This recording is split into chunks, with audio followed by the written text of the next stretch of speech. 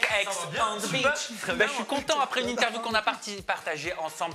Oh là là là là, mon Dieu, qu'est-ce que tu m'avais interpellé, interloqué quand tu m'avais expliqué que tu avais fait une contraception à l'âge de 27 ans. Contraception? Une circoncision.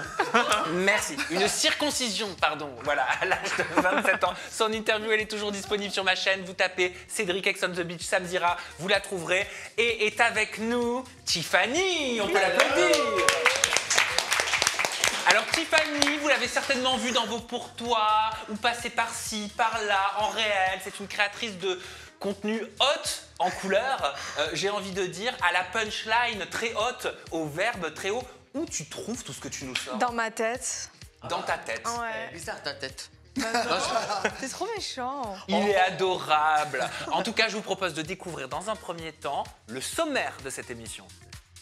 Au sommaire de ce AJA 221, on commencera avec la nouvelle rubrique l'AJA pensée. Une réflexion sur une phrase inspirante de la semaine sera abordée en plateau. On enchaînera avec les Aginfos, Aginfox. On parlera de mariés au premier regard et on se demandera s'ils ont proposé à des influenceuses d'essayer leur robe de mariée de rêve. Concernant Sarah Frézou, on s'interrogera: a-t-elle coupé son jeûne du ramadan avec de la vodka? Léa Marie se trouve-t-elle plus belle que Georgina Rodriguez, la femme de Cristiano Ronaldo? Concernant les couples, Simon Castaldi et Cassandra Julia sont-ils de nouveau en couple? On enchaînera ensuite avec le dossier. Et cette semaine, on parlera de Bali, le nouvel Eldorado des influenceurs. Après Dubaï, ils partent tous sur cette île paradisiaque. Mais que se cache-t-il derrière cette expatriation? Mais quel est le mood de nos chroniqueurs cette semaine? On le découvrira à travers leur up and down. On parlera de Carla Moreau qui confie n'avoir eu aucune relation avec un homme depuis son divorce avec Kevin Gage. Quant à Carla Talon, elle est enceinte de Brian. Et vous allez voir, cette grossesse est remise en cause par les internautes à cause de toutes les polémiques qu'a subi le couple. Autre couple à l'honneur dans ces up and down, il s'agit de Vincent et Rim et on se demandera s'ils ont remis le couvert.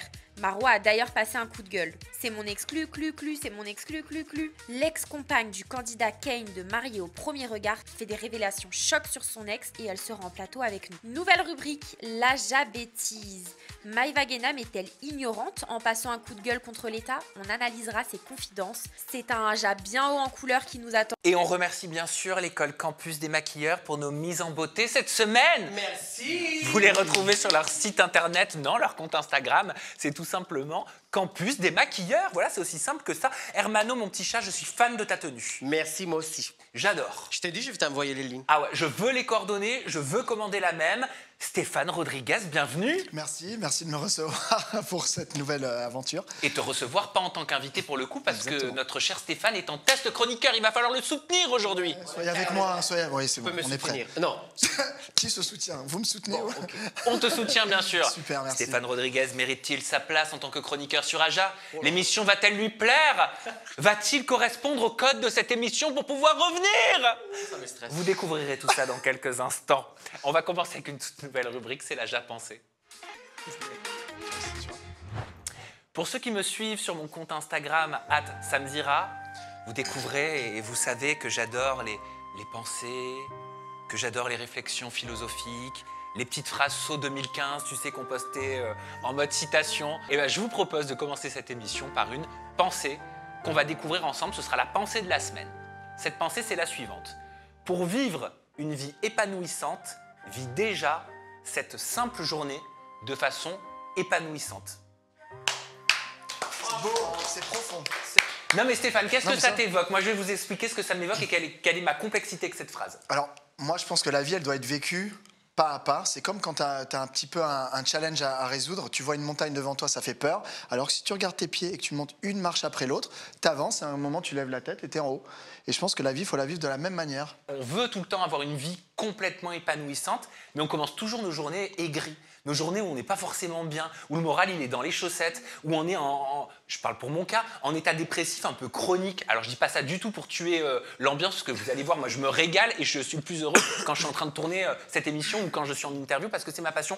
Mais en tombant sur cette phrase, je me suis dit, mais en fait, il faut que ma journée, je fasse en sorte qu'elle soit géniale. Il faut que ma journée, je fasse en sorte qu'elle soit exceptionnelle. Il faut qu'en arrivant le matin, eh ben, même si j'ai le moral dans les chaussettes, je fasse un x10 pour paraître heureux, me mettre sur les marches du bonheur. Ça s'appelle mantra, en fait, aussi. Tous les matins, moi, je me lève, je me regarde au miroir, et même si j'ai une gueule que j'aime pas, je me dis, écoute, aujourd'hui, tu vas réussir, t'es beau, tu vas y arriver, vas-y à fond. J'essaye quand même. C'est de la reprogrammation. D'accord. Tiffany, pour vivre une vie épanouissante, vis déjà cette simple journée de façon Bah, je épanouissante. pense qu'il faut se contenter de peu, tout simplement.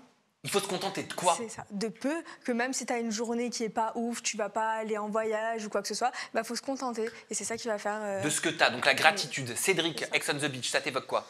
Moi, je dirais il faut être un petit peu je m'en foutisme. Donc en mode j'arrive, j'ai ma journée qui commence et elle va bien se passer. Et voilà. Je me pose pas de questions, je veux pas voir ce qui va se passer par la suite, les problèmes, etc. Juste, allez, on kiffe. Ajateur, je vous propose de nous expliquer ce que cette phrase pour vivre une vie épanouissante, vit déjà cette simple journée de façon épanouissante, vous évoque. Vous avez les commentaires pour ce faire. On poursuit tout de suite avec Aginfo, Aginfox. J'adore faire le air flip maintenant, tu sais, sur le fou. Comme Ah ça. ouais, parce que t'as beaucoup de cheveux, en fait. Mais il bouge un petit peu. Ouais, un tout petit peu, il a mis. Tu vois, il a la mis mèche, moins la de mèche. que d'habitude. Mais pas dans le bon sens en plus. Faut que Je fais pas dans le bon sens. Les tiens, ils bougent pas. Hermano, il fait autre chose, lui. Hein, il est, Ouais, il est toujours ça. Mais ça bouge pas là. C'est pas la même. On va vous parler de mariés au premier regard. Je vais vous parler de mariés au premier regard. Vous allez me dire si c'est une info ou une infox. Vous nous le dites aussi dans les commentaires à la baraque. Mariés au premier regard a proposé à des influenceuses d'essayer sur leurs réseaux sociaux des robes de mariée pour promouvoir l'émission. C'est une info ou une infox pour toi, Pour moi, Tiffany? c'est une info. Pour toi, c'est une info, c'est vrai? Oui, Ok, oui. Cédric? Je dirais aussi une info. Pour toi, c'est vrai? Stéphane? Moi, je pense que c'est une info, vu les temps qui courent avec les influenceuses aujourd'hui. Je pense que Ok. oui. Moi, j'espère un Fox. Toi, t'espères que c'est une infox. Je vous donne la réponse et vous allez pouvoir nous dire tout ce que vous pensez. C'est une info. C'est bien vrai.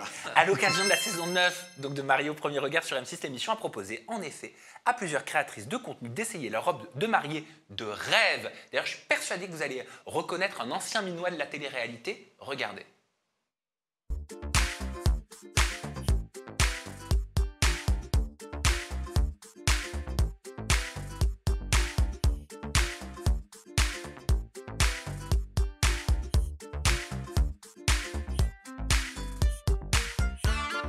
Alors, faire essayer leur robe de mariée de rêve à des créatrices de contenu, des influenceuses pour faire la promotion de l'émission MAPR sur M6, c'est une bonne idée ou pas, Hermano?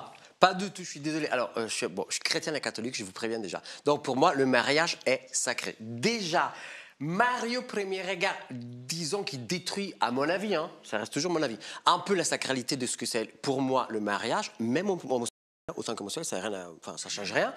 Je trouve que donner une robe, que ça doit rester quand même quelque chose de important et magnifique, qui ne t'essaye pas juste parce que tu as envie de le faire, mais parce que tu as une raison d'importance, c'est de marier quelqu'un pour la vie, avec des influenceuses qui en fait ils ont probablement rien à foutre, et c'est juste pour faire de buzz et des clics. Bon, moi je suis pas pour, je suis désolé. Stéphane, toi, tu vois ce côté sacré dans la robe de mariée? Ça te choque que l'émission elle fasse une collab avec des influenceuses pour la faire essayer la robe de rêve? Moi, ça me choque pas tant que ça, parce que finalement, même si le mariage reste sacré, ça touche pas moins à la sacralité du mariage. Mais en même temps, t'as les gens qui vont regarder, les filles qui vont regarder la télé, elles vont se dire ah, mais moi, je me verrais trop dans cette robe, et ça leur donne peut-être envie de se marier, de trouver leur prince charmant. Je donne envie de te marier ou pas? Oh, mais la Bah voilà, Marie. Viens, on ne voit pas. Ça donne pas du tout envie, là je te dis, la sacralité est foutue. C'est parce que t'as pas de goût. Chérie, mais tu m'épouses? Écoute, moi, je suis déjà marié, mais dans l'entièreté, la robe est jolie, ça te va très bien. Tu m'épouses? Je veux pas me marier, mais Mais très très belle. bon, Deux ça, tu râteaux, quand m'épouses. même. Bah, ça va être compliqué, mais même si t'es magnifique, t'es pas mon style.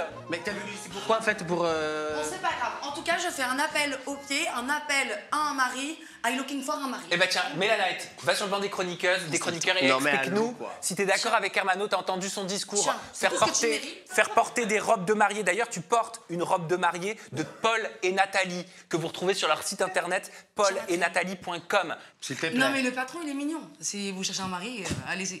Bon, Mel, est-ce que Allô. toi, non mais pour toi, j'imagine que porter une robe de mariée, tu l'avais fait à l'époque du Bachelor. Y a rien de sacré pour toi.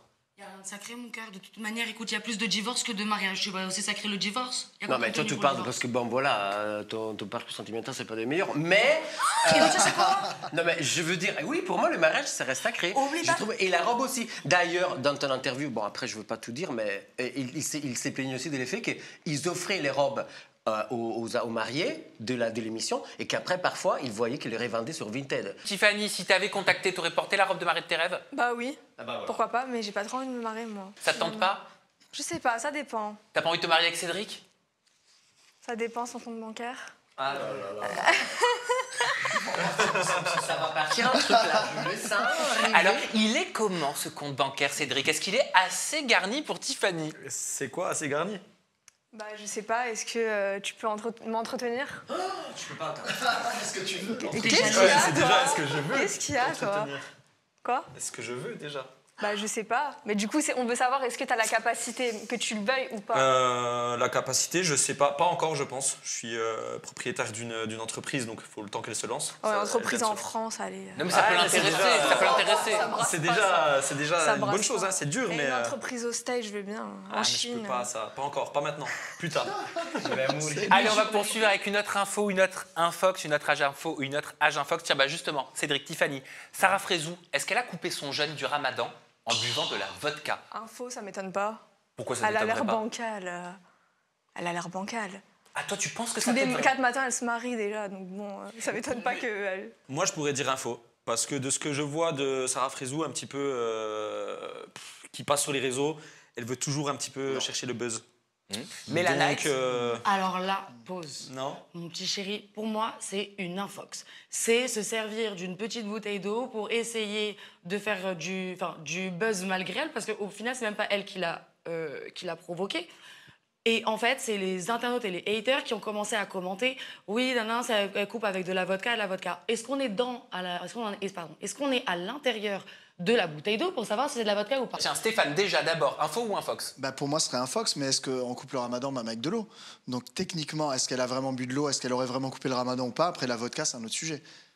Et pourquoi sur les réseaux ça, en fait, c'est les mecs qui lancent ça. C'est les commentaires. Et c'est ça. Eh bien, je vais vous donner la réponse. C'est une infox. C'est une infox. Tout a commencé avec cette vidéo. Regardez. صحفتكم à tous et à toutes. بسم الله.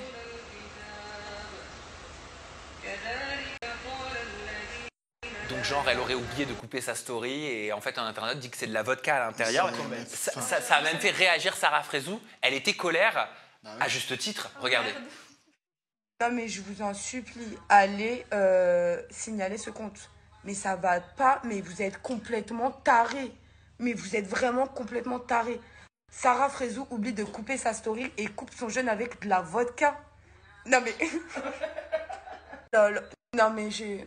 Hasbunallah wa amal wakil à toutes les personnes qui osent me dénigrer pendant ce ramadan, qui osent diffamer sur moi. Mais c'est... Oh non, je suis choquée. De ouf. Occupez-vous de vous. Voilà, mais au moins, cette Elle a rubrique raison. Âge Info, Âge Infox, elle mérite de déblayer le vrai du faux.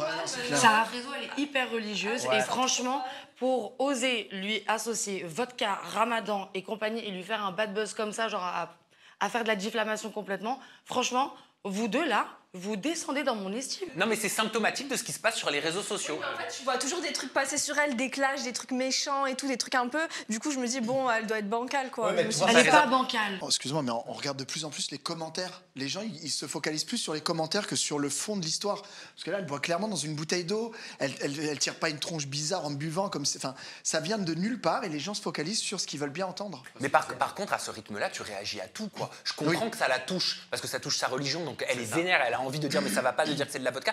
Mais à ce rythme-là, tu te justifies sur tout. Ouais, Tu c'est passes ta triste. vie à te justifier, en fait. Ouais, c'est triste. Et c'est pas parce que elle a eu 4 mariages qui ont fini en divorce que ça fait d'elle quelqu'un de bancal jusqu'à aller casser dans la Sur matin avec Twitter, la je vois vodka. tout le temps des clashs, des trucs d'harcèlement Ouais, mais et alors tout. Ouais, c'est généralisé. C'est parce qu'on C'est méchant. En même Oui, temps, c'est vrai, j'ai pas creusé, On j'avoue, va pas j'avoue, poser. je suis Non, mais désolée. C'est je pas suis que toi. désolée. T'as dit la phrase parfaite. J'ai scrollé. C'est exactement ce que Ouais, les gens j'ai nous font scrollé, maintenant. c'est On vrai. scrolle et on s'arrête à ce qu'on voit. Allez, autre âge info, autre âge infox. Léa Marie. Léa Marie se trouve plus belle que Georgina Rodriguez, la femme de Cristiano Ronaldo. Tiffany, c'est une info ou c'est une infox? Je pense que c'est une infox. Tu penses qu'elle a jamais dit qu'elle se trouvait plus belle que Non. Georgina? Non, je pense pas. Je pense pas. Je sais qu'on l'avait déjà comparée à Georgina, mais je pense pas qu'elle se trouve plus belle que Toi, on t'a déjà comparé à qui? Marine et Océane, je sais pas pourquoi. Elle y meurt? Oui. À la fille qui a dit je suis pas venue ici pour souffrir. Les gens ils pensent que c'est moi. Non, mais attends. Pardon? C'est la. Comment ça s'appelle? C'est mon la choix. comédie. C'est mon choix. Oui, Myriam, je crois. Myriam, je suis pas venue ici pour souffrir. Voilà. Tout le monde pense que je suis elle. T'es sûre que t'es pas elle? Non. Après, je sais pas. Je sais pas. Cédric, Je suis elle. Léa Marie, qui se trouve plus belle que Georgina, la femme de Cristiano Ronaldo, c'est une âge info ou une âge infox? C'est ce qu'elle a dit, Je ça. saurais pas trop dire. Je connais pas trop Léa Marie. Je sais pas trop, mais de ce que j'entends un petit peu, moi, via les réseaux, c'est quelqu'un qui a confiance en elle. Donc ça pourrait être vrai, elle aurait pu dire ça. Après, est-ce que c'était du sérieux? Oui, non, je sais pas. Peut-être une info. Eh ben, on va découvrir la réponse en images. c'est- C'était en effet une info, regardez. On m'a jamais autant dit que je ressemblais à quelqu'un. Je le prends pas mal, mais c'est une très belle femme. Mais je me trouve... En fait, c'est pas pour faire la meuf, hein, c'est vraiment pas pour me la fêter, mais je me trouve plus belle qu'elle. Alors, je sais pas, je me trouve mieux qu'elle. Vous trouvez une ressemblance entre Léa Marie et Georgina Rodriguez? Stéphane Rodriguez. Rodriguez. Moi, j'ai regardé un petit peu, je suis allé sur les deux profils. C'est vrai qu'il y a quand même une similitude. Je suis allé voir le profil de Léa Marie et de Georgina. Il y a des similitudes globales. Après, elles sont pas sœurs non plus. Hein. Mais la similitude, c'est pas la chirurgie? C'est ça. Je pense que c'est ça. mais On est Georgina, on est sur un côté linéaire. Elles se Alors, pas ressemblent. en même temps. D'abord Tiffany, ensuite Hermano. Georgina, elle a moins fait de chirurgie que Léa Marie, ou du moins, elle a fait en sorte que ça se voit pas, alors que Léa Marie, ça se voit plus. Ah, tu trouves? Ouais. Sûr et certain Hermano. qu'avant chirurgie, ils se rassemblaient pas du tout parce que moi, je l'ai connue avant, donc rien à voir. La seule chose qu'ils peuvent avoir en commun, c'est peut-être un peu d'argent, et encore, parce que Léa, elle disait qu'elle devait toucher 2 millions de dollars, blablabla. Et Georgina, elle touche des chiffres des ouf maintenant. Avant, elle travaillait chez Gucci, elle avait un salaire à 2000 balles, si je ne dis pas des bêtises. Et maintenant, elle touche 95 000 euros par poste. Et par mois. Et par mois par son mec. Ouais. Donc, je veux dire, même le style de vie, c'est pas forcément le même. Et peut-être la brume, là, vous voyez, ils font la même publicité, je sais pas moi. Les chirurgies de Georgina, elles font plus expensive que celles de Léa Marie parce qu'elles sont moins voyantes. Plus expensive, c'est-à-dire Ouais. quoi? Ça veut dire mieux? Ouais, plus cher, plus...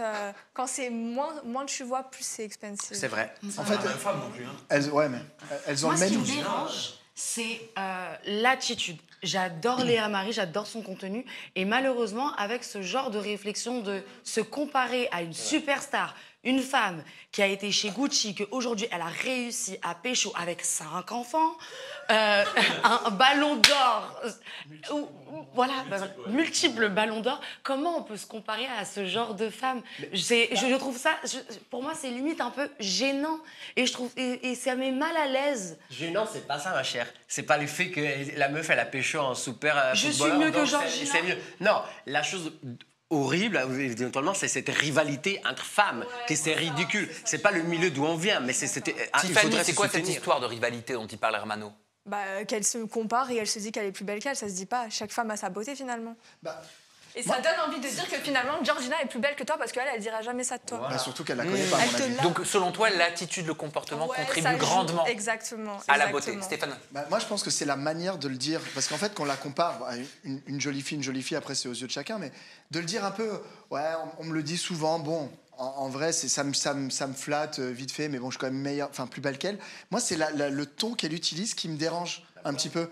C'est pas elle a le droit de se sentir plus belle, hein, tant mieux pour elle si elle est sûre d'elle. Mais je sais pas, de dénigrer un peu Georgina qui, elle, s'en fiche complet. Ouais, c'est l'attitude. Qu'elle le fait pour le buzz finalement. Allez, on enchaîne avec un autre âge info. Un autre âge infox potentiel.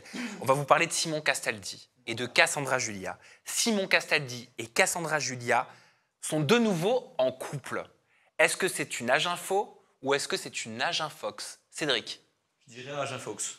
Agent Fox parce que on en entend beaucoup parler et peut-être qu'ils en jouent un petit peu encore avec leur un petit peu de toxicité qui se passe, etc. Je trouve qu'ils en jouent un peu et là, je pense que c'est une Agent Fox. Tiffany? Bah écoute, je les connais pas, mais elle est plus belle que lui, donc Agent Fox. Il faut que tu m'expliques ton raisonnement, là, j'ai pas tout Elle est capté. plus belle que lui, quoi. Et donc? Donc elle peut se dire qu'elle peut trouver mieux. Ah ouais, bah dis donc, il s'en passe dans ta tête, non. ma petite Tiff. Hein. Moi, agent faux. J'espère un agent faux. Parce que je les connais, je connais Cassandra. Je sais qu'ils étaient très, très, très amoureux. Je ne sais pas si vous vous rappelez, ils allaient habiter ensemble dans le sud, chez elle, parce que lui le préférait pour certaines idées. Après, ils ont fêté l'anniversaire ensemble. Après, ils sont partis à faire leur grand voyage, à voir le. Comment ça s'appelle? En Laponie. Merci beaucoup. Franchement, j'espère, parce que je la trouvais bien. Moi, j'adore. J'espère que tu as des infos à nous donner à ce sujet-là, parce que moi, j'espère. Stéphane, c'est une info ou une infox et je vous révèle tout? Alors, pour moi, ce serait une infox, mais ça pourrait être une info dans l'avenir. Parce que moi, j'ai vécu avec eux un peu dans les 50. Et c'est vrai qu'ils s'aiment vraiment Ah ouais. énormément. C'est un peu toxique. Je pense qu'ils doivent mûrir un petit peu, mais ça peut être une âge info dans 2 ans. Tu le voyais qu'il y avait de l'amour entre eux? Ouais, en fait, il y a une passion entre eux qui est encore peut-être destructrice parce qu'ils sont encore un peu jeunes et ils ont peut-être besoin de vivre des choses. Il faut que ça se pose, que ça se tasse, mais peut-être dans quelques années, ils se retrouveront pour de bon. Bon, eh ben, je vais vous révéler si c'est une info ou une infox et vous allez voir, on a même une vidéo exclusive. Ouais. Alors, Cassandra Julia et Simon Castaldi sont-ils à nouveau ton pied, mon pied? Simon Castaldi et Cassandra Julia se réemboîtent-ils dans l'intimité? Cassandra Julia et Simon Castaldi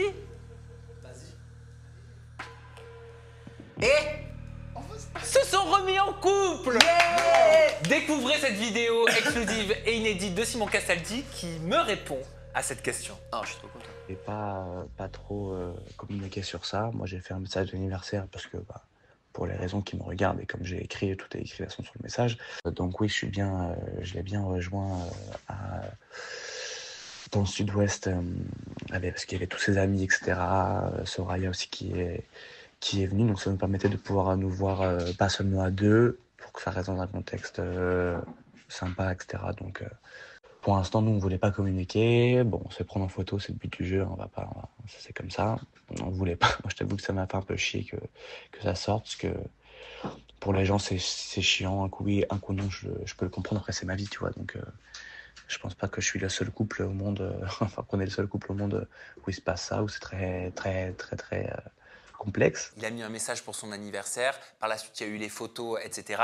Là il vient de l'officialiser. Et moi ce que je retiens dans son discours, c'est qu'il dit « Je sais que ça peut être un peu chiant et relou pour le public, un coup on est ensemble, un coup on n'est plus ensemble, un coup on n'est plus ensemble, un coup on n'est plus ensemble. » Et pourtant ça arrive à plein de personnes. Vous l'entendez, il a raison, il a tort. C'est légitime aussi que le public il en ait marre potentiellement, Stéphane? Moi, je pense qu'ils font bien de se protéger maintenant parce que ça arrive à tellement de couples de se mettre ensemble, de se séparer. Sauf que comme ils sont sous la lumière, on a tendance à dire « Non, mais eux, c'est une blague ». Moi, l'ayant vécu, franchement, il y a un vrai truc entre eux. Et moi, je leur souhaite vraiment de continuer ensemble, mais peut-être plus dans... Ils en jouent trop. Excuse-moi, mais tu vois, quand Simon était avec Adixia, ils se mettaient ensemble, ils se disputaient, ils en faisaient des caisses sur les réseaux. Moi, je fais partie de la team. J'en ai marre parce que je sais très bien que Simon et Cassandra... ils vont se remettre ensemble encore et encore et encore. Et que ça fait up, down, oui, Cassandra et moi, c'est fini. Oh, Simon et moi, c'est fini, machin et tout. Petite trend, petite ceci, petit cela et tout compagnie. Quoi qu'il arrive, ils sont hyper compatibles, ils sont hyper mignons ensemble. Juste, montrez-nous votre bonheur et pas votre malheur ou votre tristesse. Ouais, mais en mode... quand on est influenceur, quand on est candidat télé-réalité comme ça, est-ce qu'on n'est pas enfermé à force dans un cercle qui, à la base, est vertueux quand on commence à s'aimer et tout, et qui devient vicieux parce qu'au final, ton couple devient ton business, ta rupture devient ton business, tout ce que tu vis devient ton business. Tu partages ta vie, toi. Alors, on connaît tout. Quand j'étais en couple, je disais pas « Ah, ce soir, je le quitte. Ah, demain, je le quitte. Ah, dans une semaine, on se remet ensemble. » Il y a un an, t'as tapé aux crises, tout le monde connaît. Enfin, je veux dire, oui, donc ils ont le droit de le faire. Oui, attends, en 2 ans et demi, j'ai tapé une crise. Quand j'étais avec Lex, le voleur, on n'était pas genre tous les mois « Ah, on se quitte. Ah, lui, c'est fini. Ah, ceci, cela. » Parce que tu vois, être un influenceur, c'est aussi être un créateur de contenu. Et honnêtement, si tu n'es pas capable de divertir ta communauté avec autre chose que montrer ses fesses ou montrer des ruptures ou faire fake, toi et moi c'est fini, au bout d'un moment, c'est que t'es pas un créateur de contenu, t'es un candidat de télé et au final, autant ne pas te suivre. Tiffany, tu souhaites réagir? Je suis complètement d'accord avec Mélanie, c'est que juste ils veulent faire du buzz et qu'ils ont rien d'autre à proposer, donc du coup ils jouent sur ça. Mais là ils veulent pas faire du buzz. Est-ce que toi tu vois du buzz là, Stéphane? Moi je pense qu'aussi il y a la personnalité qui joue. Par exemple, Cassandra, c'est quelqu'un de tellement entier, elle est entière c'est une personne qui ne peut pas faker. Donc elle va être amoureuse, elle va péter un plomb parce que Simon, il est difficile à vivre, on va pas se cacher, il le sait lui-même. Et elle passe par 1000 émotions, elle n'arrive pas à le cacher. Malheureusement, ça tombe en plein dans une émission, dans une autre, etc. Et elle doit jouer là-dessus, et après, ça la suit sur l'extérieur. Donc après, sur les réseaux... Moi, c'est pas malheureusement. Ça donne une sale image pour les jeunes, quoi, de la conception de l'amour, de devoir se séparer, faire des dramas. Je trouve que ça donne une mauvaise image. Mel. Pour moi, c'est pas malheureusement, parce que tu vois, comme je vais reprendre tes mots, en tant que candidat de télé-réalité, les émissions, elles arrivent, on se dispute, on ceci, on cela. On a l'habitude, t'as fait de la télé, j'ai fait de la télé et tout compagnie. Mais de là à casser tous les 4 matins, à se remettre ensemble, alors qu'on sait très bien qu'ils s'envoient des messages en externe, derrière les caméras, derrière les téléphones, ceci, cela, ils sont toujours en contact. Et pour moi, je me souviens quand même que quand il était avec Adixia, c'était exactement la même chose, sauf que quand il a quitté, faut pas que je me trompe, quand ils se sont quittés, Adixia et Simon, quoi qu'il arrive, Simon entretenait toujours une relation avec Adixia. Alors pourquoi là, ils se sont quittés? Ils ont attendu quelques mois pour voir si quelqu'un s'intéressait à eux pour un casting ou pour une télé-réalité. Et là, tout d'un coup, je sais pas, ça se trouve, ils l'ont fait, ils l'ont pas fait, ils ont une réponse ou pas une réponse. Là, tout d'un coup, ils se sont remis ensemble. Ah oui, je suis désolée de vous saouler. Bah, moi, j'y crois plus au Ben final. non, moi je pense pas. Moi je pense que ça fait quelques mois maintenant, surtout quelques semaines, qui se sont vachement calmés tous les deux, je trouve, sur les réseaux sociaux. Peut-être que la dernière diffusion, la dernière télé-réalité qu'ils ont faite ensemble, les a fait apprendre de certaines des erreurs qu'ils auraient potentiellement fait et qui se sont dit, pour être un petit peu plus heureux, vivons un petit peu plus cachés. Voilà ce que j'ai l'impression de voir. Bon, de toute façon, on va changer de sujet. On enchaîne avec notre dossier. On va vous parler de Bali, qui devient le véritable nouvel Eldorado des influenceurs. Et je vais vous poser la question suivante. Retenez-la, cette question. Après avoir envahi Dubaï, les influenceurs partent à Bali. On est OK là-dessus. Oui. Mais est-ce qu'ils sont véritablement en quête de spiritualité ou alors est-ce qu'ils sont en quête d'un train de vie moins cher? On va vous refaire l'histoire. Il y a quelques années, on a assisté à une véritable émigration, donc des candidats de télé-réalité à Dubaï. Depuis plusieurs mois maintenant, cette migration, elle est de nouveau au goût du jour parce que les candidats s'envolent tous pour Bali. Mais qu'est-ce qu'il se cache véritablement derrière ces déménagements en masse? C'est notre dossier de la semaine, vous l'avez compris.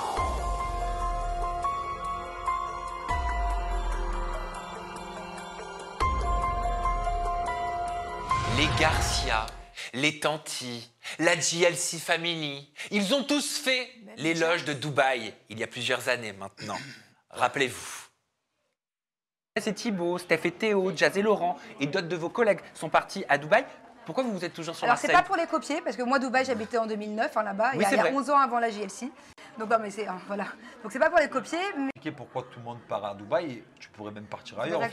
C'est juste que Dubaï, niveau tranche horaire, déjà, c'est parfait. Parce que quand tu pars à Dubaï, d'accord, tu as 3 heures de plus. C'est-à-dire que quand il est 23 h là-bas, il est 20 h ici. Donc, déjà, niveau communication avec les personnes en France, ta famille, tes amis, niveau contact, c'est parfait. Le top à Dubaï, vraiment, c'est la sécurité. Tu te rends pas compte que quand tu es connu comme ça, en France, par exemple, le nombre de cambriolages, de trucs, de machins qu'on entend, tu vois ce que je veux dire? À Dubaï, ça se produit pas. Et je pense que tous les gens qui sont partis là-bas, c'est des gens qui se sentaient peut-être pas plus forcément en sécurité en France. Stéphane, je t'ai vu réagir pendant cet extrait qui date de 2020. Ouais, bah, Julien, il parle de la tranche horaire, on prend de l'avance sur le travail via la France et tout. Bon, ça, c'est un argument qui est quand même moyen. Mais après, il y a Manon qui parle de la sécurité. Là, par contre, je les rejoins. Quand tu es quelqu'un de connu, et encore plus pour eux, parce que dans le sud de la France, c'est encore plus intense.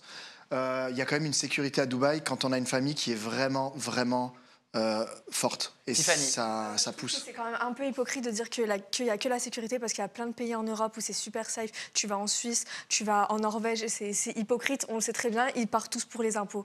C'est la raison principale. Je comprends pas pourquoi ils veulent pas le dire. Donc ça, c'était en 2017, 2018, 2019. Il y a eu cette vague d'influenceurs qui partaient à Dubaï. Leur travail, c'est d'être influenceur. Il y a 3 heures de décalage entre Paris et Dubaï. Ils aiment se lever tard, machin, et poster aux heures où leur communauté se réveille. Et pour rentrer dans l'algorithme, il y a une tranche horaire à laquelle, pour avoir un maximum de vues et de clics, et où tu dois absolument poster pour rentrer dans l'algorithme et pousser à tes stories et devenir encore avoir plus de visuels. Mais aujourd'hui, vous allez le voir, qu'il y a énormément d'influenceurs qui étaient partis à Dubaï, qui sont en train de faire leur valise, si ce n'est pas déjà fait, pour aller à Bali. Et même ceux qui ne sont pas encore partis se posent la question. Je pense notamment à Camilla, qui est en train de dire qu'elle se sent malheureuse à Dubaï. Est-ce qu'elle va nous annoncer prochainement un départ à Bali? Ça, je ne sais pas, mais en tout cas, découvrez sa story. Que notre équilibre, on l'a plus à Marseille qu'à Dubaï, clairement. Que si j'avais un constat à faire là, en mars 2025, c'est que je suis pas tellement heureuse à Dubaï. Si c'est pas toi ou les enfants qui me procuraient mon bonheur là-bas, ben, je suis pas heureuse. Et je le vois par rapport à quand je suis ici. En fait, c'est ça. Ici, le bonheur, on l'a à portée de main. Et surtout, que, on vit à Dubaï, nous, majoritairement, vrai de vrai, pour les enfants. Donc je me dis après, c'est à contre-cœur pour moi en tant que femme, encore une fois. Mais maintenant, pour mes enfants, c'est le top. Et je sais qu'on est en train de leur offrir le top. Mon mari, il est pas trop bien, toi, ça, en vrai. Tu es beaucoup à Dubaï. Et encore que t'es un peu mieux que moi, parce que Nourri, il a un peu plus de potes que moi. C'est vraiment très, très, très limité, quoi. 1 ou 2 amis. Après, le reste, c'est beaucoup de superflu. Et ça, j'ai nexté. Ce superflu qui sert à rien. Donc on s'est encore projeté longtemps sur Dubaï, mais je sais pas quand est-ce qu'on rentrera. Mais je vois de plus en plus vivre ici, en fait, définitivement. Et même mes enfants, même si on leur offre beaucoup de bonnes choses là-bas à Dubaï, l'équilibre qu'ils ont ici avec leur grand-mère, leur famille, leurs cousins, cousines, leur tata, leur tonton, ça n'a rien à voir. On les a jamais vus aussi heureux. Bon, en l'occurrence, Camilla, elle parle de Marseille, mais est-ce que ce sera véritablement Marseille ou est-ce que ce sera Bali? On le découvrira dans quelques instants. Concernant les influenceurs et les candidats de télé-réalité qui ont déjà déménagé à Dubaï, il y a Vincent Queijo, Marois, Rim, à Bali, merci. Raphaël Pépin, Hilary, Inès et Thibaut qui avaient participé à une télé-réalité sur Netflix et dernièrement au 50, Anthony Matteo, Pourquoi Bali? Quelles sont les différences fondamentales entre Dubaï et Bali? Et dans un second temps, dites-moi quels sont les points communs entre Dubaï et Bali, s'il y en a. Stéphane, les différences? Alors les différences, diamétralement opposées au niveau du lifestyle. Dubaï, on est quand même sur des autoroutes d'une vie très cosmopolite. Bali, on est pieds nus dans le sable à faire du yoga le matin. Maintenant, il y a une similitude énorme sur la trend. Bali, c'est quand même un endroit qui est magnifique. On y vit pour pas cher, on y loge pour pas cher et en même temps, les impôts, c'est avantageux aussi parce qu'en fait, c'est des pays qui veulent tout simplement attirer du monde. Donc, ils jouent sur la carte des impôts pour un petit peu attirer et appâter. Et forcément, les influenceurs, c'est les premiers à être en première ligne. Oui, tu as raison. Le côté pierre, le côté gratte-ciel, le côté ciment, le côté beaucoup plus naturel, proche de la nature à Bali. Ça, c'est une grande différence. D'un côté, tu as les buildings, le Burj Khalifa. De l'autre, tu as des maisons en bambou. Tiffany, une autre différence. Il y a aussi la mentalité. J'ai entendu que les gens à Bali ils étaient plus chill. Par exemple, à Dubaï, ils sont plus en concurrence, plus dans l'arrogance, qui est le plus riche, qui est le plus beau. Alors que là-bas, les gens, ils sont tous amis, tous chill entre eux. Cédric, quelle différence tu vois entre Dubaï et Bali? Le style de vie. Beaucoup plus sain, je dirais. À Bali, ils sont plus healthy, on va dire, alors que Dubaï, un petit peu moins, c'est un peu plus expensive. Hermano, la différence fondamentale pour moi, pour toi, entre les deux destinations. Qu'à Dubaï, tu dois gagner 5 000 balles pour avoir une vie normale, et à Bali, à 1 500, 2 000 euros par mois, tu vis bien ta life parce que tous les autres, la vie, ça coûte cher, rien du tout. Ah ben ça, on va en parler dans quelques instants. La notion de l'argent. Le candidat de télé-réalité est-il devenu pauvre à Dubaï et devient-il riche à Bali? Une différence fondamentale pour toi, Mel, entre Bali et Dubaï? Pour moi, honnêtement, il n'y a que l'oseille. On va pas se mentir. De base, les influenceurs, ils gagnaient de l'argent comment? En faisant des placements de produits. Aujourd'hui, le nouveau cheminement, c'est les matchs TikTok ou les plateformes. Les personnes qui ne réussissent pas sur les plateformes ou sur TikTok n'ont plus les moyens d'aller à Dubaï. Le marché du placement de produits s'est complètement effondré parce qu'il y a beaucoup trop d'influenceurs. Il y a eu tellement d'arnaques que les communautés n'ont plus confiance. Et donc, qui dit plus confiance, dit la communauté qui n'achète pas, dit le salaire de l'influenceur complètement baissé. Le problème, c'est qu'à Dubaï, c'est quand même excessivement cher. Oui, c'est Wafa qui disait qu'il fallait en effet, comme disait Hermano, minimum 5 000 euros pour vivre juste convenablement à Dubaï. De toute façon, Dubaï, tu dis bonjour, ça te coûte 1 000 euros, tu te dis au revoir, ça te coûte 1 500. mais c'est pas des blagues parce que je l'ai vécu sans même y habiter, en tout cas en mode touriste. Le problème, c'est qu'avec ce genre de destination, vu que tout le monde est en concurrence, il faut gagner de l'oseille. Au bout d'un moment, il y a des personnes, il y a des candidats de télé qui n'arrivent plus à gagner leur vie et à subvenir à leurs besoins. Donc ok, c'est super bien pour les enfants, pour la sécurité. Mais malheureusement, financièrement, c'est très difficile à vivre. Je pense que les influenceurs là-bas, en plus, ils s'ennuient. Il n'y a pas forcément du travail autre que faire de l'influence pour les influenceurs. Si, à l'immobilier, on les voit vendre des appartements beaucoup à Dubaï. Ils se sont tous transformés en promoteurs immobiliers. Logique, le plus simple. C'est-à-dire? La passe. La passe? La prostitution. À Dubaï? Oui. Explique-nous. En gros, il n'y a pas grand-chose à faire à part de l'influence. Si, tu peux te prostituer à Dubaï. Oula, explique-nous. Rien, il y a du travail du coup sur ça. Moi je l'ai vu, je me suis promenée au DFC Center, j'ai vu beaucoup de filles, donc du coup c'est qu'il y a beaucoup de travail. Heureusement que tu as dit promener, hein. On était tous comme ça. Mais moi je leur ai dit non, moi j'avais pas tapiné. En plus j'avais non, moi j'ai pas tapiné. C'est clair. Non mais t'en as vu beaucoup le faire. Mais j'étais choquée, j'ai jamais vu ça. Je suis allée à Miami, je suis allée en Suisse. En Suisse, genre pour me promener aussi. À Paris, j'ai jamais vu. Non mais j'ai jamais vu ça. C'était comme les quartiers rouges, quoi. Tu voyais vraiment des filles avec les physiques, elles racolaient les mecs, ça m'a choquée. Et il n'en part pas, par contre, tu vois. Mais la Manon, ça m'a choquée. Qu'ils habitent à Dubaï. Moi, j'ai jamais entendu sortir de leur bouche qu'il y a de la vente. Après, moi, je suis une femme, les mecs, ils t'accostent, ils te proposent de l'argent. C'est abusé là-bas. Et c'est pas la même chose à Bali, donc. Je pense pas. Je pense pas, mais moi, dans mon raisonnement, c'est que je me dis que trouver un travail, monter une société, c'est compliqué à Dubaï. Le marché, c'est pas le même, ceci, cela. Et pour moi, je pense que les influenceurs, ils s'ennuient. Et quand tu t'ennuies, tu dépenses de l'argent. Et plus tu dépenses de l'argent, moins t'en as. Et au final, tu ne peux plus vivre à Dubaï. Donc c'est pour ça que la plupart vont, selon moi, à Bali, parce que le coût de vie coûte moins cher. Après, honnêtement, moi personnellement, je pourrais pas vivre à Bali parce que c'est pas mon travail, les plateformes, les ceci, les cela, et que bon, je suis sur ce créneau-là. On va parler de leur business dans quelques instants aux candidats de télé-réalité et aux influenceurs à Bali. Stéphane, est-ce que toi tu penses que le candidat de télé-réalité qui était riche à Dubaï est devenu pauvre à Dubaï et redevient riche à Bali? C'est une question de traîne, en fait. C'est une sorte de migration de l'Europe vers Dubaï. On part vers Bali. Bali, les prix commencent à flamber parce que tout le monde veut y aller. Donc les prix montent et à un moment, à Bali, le coût de vie va être haut aussi. Moi, je le connais. Je connais un peu l'IMO à Bali. Franchement, aujourd'hui, tu peux te loger pour 1500, tu te loges plus. Hein. Mais tout pour 1500 euros. Ils vont migrer à nouveau. Moi, ça me dégoûte. En fait, c'est très simple. Les gens de télé-réalité qui ont gagné beaucoup d'argent avant et qui ont été intelligents à faire des bons investissements dans l'immobilier, comme ça peut être Thibaut et Jessica, eux, ils vont rester là-bas parce qu'ils n'auront aucun problème d'argent. Tous les autres, comme elle l'a bien spécifié, ils gagnent plus d'argent, ils gagnent beaucoup moins. À un moment donné, ils ne peuvent plus payer. Je vous rappelle que le loyer, il faut le payer l'année entière à Dubaï. Ce n'est pas le mois, 1200 balles. Hein. On part de 10, 20 000, 30 000 euros. Il faut l'avoir, cet argent-là. À un moment donné, comme tu as bien dit, ils font quoi? Ils vont là où ils peuvent faire des jolies photos, faire des jolis likes, ne pas payer les hôtels, arriver là-bas, se trouver une belle baraque à 1500, 2000 euros. Et Inch'Allah, ils font ça leur vie. Alors ça, potentiellement, c'est pour ceux qui habitaient déjà à Dubaï. En parlant de ceux qui habitaient déjà à Dubaï, je vous propose de découvrir les explications d'Hilary et Giovanni. Pourquoi on a choisi Bali? On avait ce besoin de quitter Dubaï. Dubaï, on adore y vivre. On a passé beaucoup de merveilleux temps là-bas. Moments. Mais voilà, tout était parfait. Et à un moment donné, quand tout est parfait, pourquoi pas prendre des risques? On a la chance de pouvoir en prendre, parce que c'est pas tout le monde qui peut. Donc, vu qu'on a la chance, on s'est dit, pourquoi pas, tant qu'ils sont petits, aller voir ailleurs. Mais... Stéphane, je te vois avoir envie de réagir. En fait, dans les 50, j'étais avec Hilary. Et moi, comme je suis pas mal lié à Bali, moi, pas pour des raisons financières ou autres, c'est juste que je trouve que l'endroit est magnifique. Elle me disait qu'elle voulait partir justement de Dubaï et découvrir quelque chose d'autre.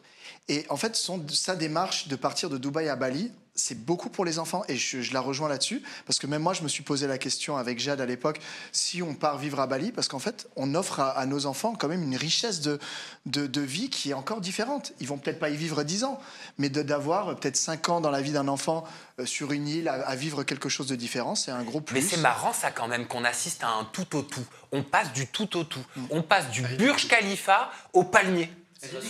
Mais je pense ça devient ridicule. Je trouve que vous abusez un peu. Il n'y a pas que l'argent. Je connais beaucoup de gens qui ont déménagé à Bali et qui ont beaucoup d'argent aussi. Je pense qu'il y a un mood à Bali qui est différent que d'autres pays. J'ai entendu que c'était un point énergétique qui avait... une intersection énergétique. Voilà. Et du coup, il y a des gens, ils se sentaient vraiment bien. Ils avaient vraiment un train de vie. À Dubaï, les gens, ils sont fake. Les gens, ils sont là, dans la concurrence. Là, il y a vraiment une authenticité. Les relations, elles ont l'air plus pures, plus saines et ça fait donc du pour bien. toi, les candidats de télé-réalité, les influenceurs seraient donc plus en quête de naturel, d'authenticité, de connexion à la nature. T'imagines dans le milieu télé comment c'est horrible, le monde de la télé, comment les gens ils sont méchants entre eux, la concurrence, les trucs d'argent. Je pense qu'ils ont besoin aussi de souffler et de retrouver la je vous propose qu'on tente une connexion avec un couple d'influenceurs d'ailleurs qui était venu nous faire un petit bonjour sur Aja. Il s'agit de Thibaut et Inès qui étaient dans la dernière saison des 50. Coucou Thibaut, coucou Inès. Hello Sam, hello toute l'équipe. Salut l'équipe d'Aja. Merci d'être avec nous les amoureux. Vous avez déménagé à Bali il y a quelques semaines. Maintenant, je vous pose la question la plus simple du monde. Quels sont les avantages en tant qu'influenceur à vivre à Bali maintenant que vous avez expérimenté Bali depuis plusieurs semaines? Bon, on est plutôt d'accord, donc on va se relayer, mais en fait, vous avez commencé à le dire, c'est un cadre de vie où c'est plus simple. Enfin, à Paris, quand on se balade dans la rue, on s'habille un minimum. Ici, on est tout le temps en short ou en tenue de sport. C'est moins se prendre la tête. Les prix étaient moins élevés, mais aujourd'hui, c'est plus trop le cas. Je crois que Steph en a parlé. Ouais. Et t'as majoritairement du soleil, les gens sont quand même assez chill. Il y a Oui, beaucoup de gens qui comprennent notre vie aussi parce qu'ils travaillent en ligne. Ouais. C'est surtout qu'on peut travailler en ligne, on peut travailler de n'importe où, la qualité de vie, c'est pas la même. C'est un peu slow life, on vit tranquillement, on vit doucement. On n'est pas dans la course comme on a pu l'être sur Paris. Et aussi, on va pas se mentir, le pouvoir d'achat, il est complètement différent de ce qu'on a en France, honnêtement. On a à part l'immobilier, ici, ça commence, comme a dit Steph, ça commence à être hors de prix. Pour se loger, c'est très compliqué. Ouais. Mais en dehors de ça, la vie au quotidien, c'est beaucoup moins cher ici. Ça coûte combien en moyenne pour se loger à Bali? Pour avoir une maison 2 chambres, par exemple, on compte, si on paye, parce qu'ici on paye aussi à l'année normalement, si on veut avoir des prix corrects, on compte au minimum pour une maison correcte 2 000 €, au minimum, mensuellement. Mais quand je dis correct, c'est vraiment une maison correcte, hein. Donc pour ce que tu appelles une maison correcte, c'est quoi? C'est 80 mètres carrés? Bah, par exemple, Ouais. nous, on a à peu près 110 mètres carrés, c'est 2 chambres, mais c'est pas une villa moderne comme tu peux voir sur Instagram où tout le monde va, les influenceurs vont. Nous, on paye autour de 1 400, 1 500 avec les charges. Mais c'est pas les villas qui sont construites dans les 3 dernières années. Si tu veux une villa très récente avec au moins 2 chambres dans un endroit où il y a du monde, tu payes à minima 2000, 2200 au mois. Donc on comprend que l'immobilier a augmenté à Bali. Tu parles du rythme de vie, du pouvoir d'achat. Pour combien à Bali par mois, avec combien et quel budget, tu peux faire des sorties, des excursions, des restos sympas? Franchement, ça je sais, on compte pas trop, on regarde pas trop, mais on va dire que si tu veux, on pourrait diviser les prix Par 3 ou 4. par 3 ou 4, ouais. Même pour les beaux restaurants, des restaurants super bons, super esthétiques, vraiment super bien, tu divises par 3 ou par 4. Pour les salles de sport, c'est un peu plus cher, c'est même le même prix ou même un peu plus cher. Voire Par 3 contre, 4 fois plus cher. ouais, tout ce qui va être activité à côté et tout, c'est beaucoup moins cher ici. Tu divises tout par 3 ou 4, on va dire. En fait, ça dépend si tu veux une vie un peu simple où juste tu te fais plaisir, tu manges et tu fais ta vie comme quelqu'un de normal, ou si tu veux aller dans les très beaux endroits où les gens vont prendre des photos et des vidéos. Par exemple, il y a des salles de sport à Bali où tu peux payer 180, 200 € le mois et en fait, ils vont tous faire leurs vidéos Instagram ou faire leur contenu. Ouais, en fait, si tu évites d'aller vraiment là où tout Instagram va, etc., bah, tu t'en sors vraiment super bien. Tu voulais intervenir, Stéphane? Bah ouais, moi je parlais sur l'IMO. L'IMO, vraiment à Bali, dans les zones rouges, on est sur des prix quasiment parisiens. Parce que là, on est d'accord, il y a une maison, tu passes 100 mètres carrés, tu es à Canggu, tu peux aller sur du 40 000 € l'année, sans problème. Ouais. Ah, mais minimum, hein, même maintenant, c'est devenu indécent. Et les restaurants, c'est pareil. Tu vas dans des restaurants un peu chics, tu te retrouves avec une addition à 3 à 100 € facile, hein. Oui. Ouais. Oui. C'est ça. J'ai une question, s'il vous plaît, jeune Sam.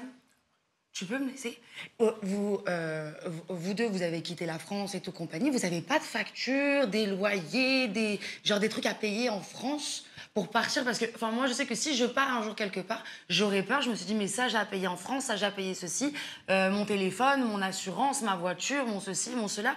Ça veut dire que vous partez comme ça, du jour au lendemain, sans vous poser de questions, en se disant, bah, j'ai mon travail d'influence, ça va suffire. Sans avoir peur de retourner ou... Alors, nous, on n'est pas partis comme ça. On a gardé un pied-à-terre en Île-de-France parce que l'appartement est acheté, donc on l'a gardé. Ensuite, on a gardé la voiture, donc on continue à payer les factures de la maison, de l'appartement, etc. Et il faut savoir que notre voyage, on l'a prévu 1 an à l'avance. Donc pendant 1 an, on a économisé, on a mis de côté, on a préparé notre venue ici parce qu'on est venu avec nos animaux en plus, donc ce sont des frais supplémentaires. Et ici, on vit pas que de l'influence, et heureusement, sinon on serait en train de faire la manche sous un pont. L'influence, c'est 10% de ce qu'on gagne. Ouais. Donc en soi, Voilà. Après, à côté, c'est ça, Bali, c'est pas que des influenceurs, c'est beaucoup de gens qui peuvent se permettre de travailler en ligne, en fait, et qui ont une liberté, en fait, de travailler d'où ils veulent. Donc, il y a beaucoup de digital nomades, t'as beaucoup de gens qui travaillent en ligne, tout simplement, et c'est vrai que l'influence, ça rentre en compte. On a des petits contrats de temps en temps avec des partenariats, etc. Mais à côté, on a surtout des business en ligne, en fait. Bravo. Merci Thibaut et merci Inès de nous avoir éclairé sur le nouvel Eldorado des influenceurs à Bali. Vous n'avez pas peur, juste dernière question avant qu'on se quitte, qu'il y ait tellement d'influenceurs qui soient à Bali que tout devienne en fait aussi cher qu'à Dubaï? Si on commence à se poser la question, on se donne 2 ans pour voir comment ça se passe ici et voir si ça s'empire, si ça devient vraiment... si c'est plus gérable pour nous et qu'il y a vraiment trop de monde, que ça fait trop influence, on restera pas parce que déjà par rapport à il y a 2 ans, ça a perdu un peu le côté authentique, donc voilà. 5 millions. Merci Thibaut, merci Inès pour cette connexion. À très bientôt. Merci à vous. Ciao. Ciao. Ciao, ciao. Mais c'était intéressant. Hein. Non, mais c'est horrible, en fait. Hyper intéressant. Qu'est-ce qui est horrible? Oui, c'est horrible. C'est horrible parce que moi, je suis désolé. Ok, Inès et Thibaut, ils travaillent, ils font le travail. Mais combien d'influenceurs vont et ils refont les influenceurs et ils postent des photos. C'est sorti des images, des articles, c'est énorme. Les balinés, ils se plaignent, ils n'arrivent plus à en sortir. 2023, 5 millions de touristes en plus par rapport les chiffres qu'ils avaient avant. Ils ont posté, ils ont montré, je termine, ils ont montré des photos d'une plage magnifique, Corbon Bay s'appelle, Crystal Bay. Magnifique, verdure, plage blanche. Maintenant, tu peux plus y aller. Tu dois faire la queue, tu dois payer. Il y a 4 heures de queue. Les balinés, ils en peuvent plus. Ils ont mis des lois. Ils font payer l'étranger maintenant 10 € en plus pour qu'ils puissent y aller. Et l'exploitation, on ne parle pas d'exploitation des gens qui travaillent là-bas? On va en parler dans quelques instants au travers d'Hugo Clément. Tu es d'accord avec ce qui a été dit par Thibaut et Inès au niveau du coût de la vie divisé par 4? Bien.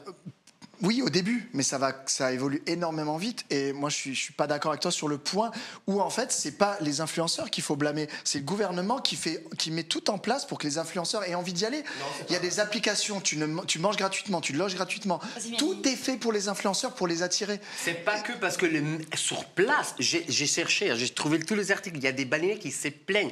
Même pas pour tes problèmes, hein, pas le gouvernement, parce que comme tous les pays comme ça, qu'ils ont des villes magnifiques, essayent d'attirer les gens. Je suis bien d'accord. Le problème, c'est que à cause des influenceurs qui postent des photos magnifiques ou ces paysages magnifiques, tu crois d'aller là-bas et voilà, tu fais ta plage. Non, maintenant, tu as la queue, les prix, tout a doublé. Les gens, ils travaillent 3 fois plus pour être payés comme avant parce qu'ils touchent... Le salaire moyen, je crois que c'est 250 €. 250 € par mois, sérieusement. Alors, moi, je te répète, si un influenceur qui décide d'aller là-bas et faire un travail normal, ça me va. Je le comprends, mais si je suis un influenceur que je dois booster encore plus juste pour faire mes belles photos, mes réels et Instagram, tout... Oui, donc toi, tu vois un côté égoïste. Mélanite. Un peu plus qu'égoïste. Moi, la vérité, ce que je pense, un couple comme ça d'influenceurs digitaux qui partent à Bali, franchement, avec leur explication, bravo. Exactement. Franchement, bravo. Et c'est pour ça, c'est ce discours-là que j'attendais. Le problème que j'ai aujourd'hui, c'est que quand tu as d'autres candidats qui ont vécu les années d'or de l'influence à toucher des 50, 100 000 € par mois, nanani, et qui te regardaient comme ça. Ah, mais toi, t'as pas ce sac, toi, t'as pas de maison, toi, t'as pas ceci, moi, je suis en jet, t'es en économique, t'es en ceci, t'es en cela. Et là, qui se sentent, qui descendent de leur échelle sociale, que eux se permettent d'aller à Bali, là, par contre, ça me dérange. Parce que t'as l'impression que quoi? Je sais, là, pour moi, j'ai l'impression que ça profite d'un système que, En gros, je vais là où c'est toujours moins cher. Exactement. Alors que je me fais des couilles en or. Exactement. Stéphane. Profiter du système ou saisir une opportunité. Tu peux le voir comme tu veux. Si toi, tu es dans leur cas, c'est pas le mien non plus, hein, mais tu gagnes énormément d'argent à Dubaï et du jour au lendemain, tu vois que ça marche plus, tu vois qu'il y a une opportunité quelque part où tu peux rebondir, tu la saisis. Et tu vas travailler, tu prends un travail. Tiffany, t'avais envie de t'exprimer, j'ai vu. Je trouve que t'extrapoles un peu parce que je pense que les Balinéens, ils sont finalement contents que leur pays, à la base, c'est un pays pauvre et le pays, il est en train de percer. Donc c'est à eux d'augmenter leur prix. Je pense pas. Et c'est le gouvernement, justement, qui gère mal, qui fait en sorte que les Balinéens vivent mal.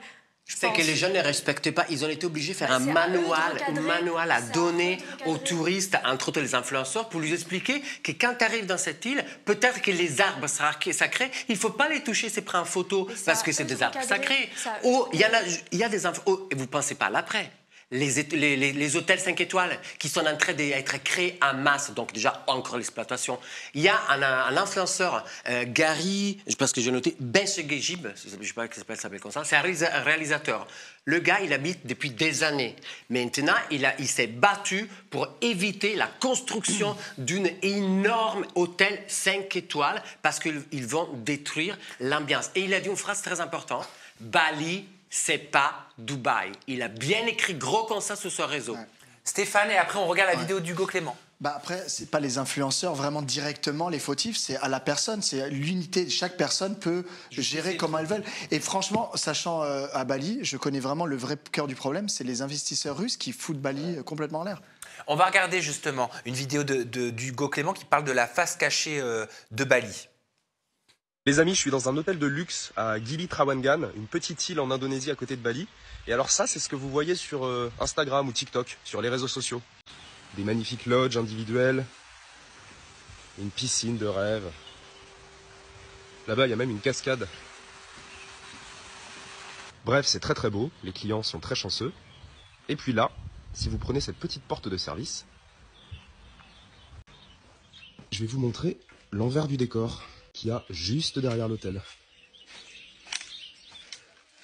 Donc les lodges sont là, hein. Ça c'est l'arrière des chambres, avec un mur pour que les clients ne voient pas derrière. Et là vous avez un dépotoir, une décharge sauvage. Donc ça c'est tout ce que l'hôtel dépose directement dans la nature. Tous les déchets. Il y en a un autre, avec des vaches qui viennent chercher de la nourriture. Ça a toujours été comme ça à Bali, avant les influenceurs. C'est partout, C'est dans partout, tous les ouais. pays. Tous les pays de Les l'Asie trucs du des Sud-Est. déchets, c'est les Balinéens, ça, c'est pas les influenceurs de base. Mais c'est partout pareil. Ça a toujours été comme ça à Bali. Est-ce que toi, t'en penses quoi? Bah, moi, j'ai fait un gros voyage en Asie du Sud-Est. Franchement, c'est partout pareil. T'as ce que tu vois dans le cadre, le joli, tu te retournes et c'est comme ça. Hein. Je suis pas sûr que les influenceurs soient directement liés à ce genre de problème. Tout le temps, les influenceurs vont suivre la mode, entre guillemets. Là, il y a la mode de Bali, c'est des beaux endroits. Tout le monde fait attention à son hygiène de vie, tout le monde fait du sport. À Bali, c'est la même chose. Il y a la spiritualité, où là, on en parle beaucoup. Donc, les influenceurs suivent le move. Peut-être dans 2 ans, ils iront aux États-Unis. Oui. Je sais qu'il est super intéressant ce sujet, mais on va finir sur toi. Je me disais, par contre, c'est marrant parce que personne ne va aux États-Unis, vu comment c'est triplement le prix de Dubaï, personne ne va aux États-Unis. Il n'y a jamais eu une trend où les influenceurs allaient à Miami, par exemple. Mais ouais, personne n'y va parce que les États-Unis, c'est hyper inaccessible et c'est super cher. Ils Ça a disent rien que c'est à voir. cause de l'insécurité.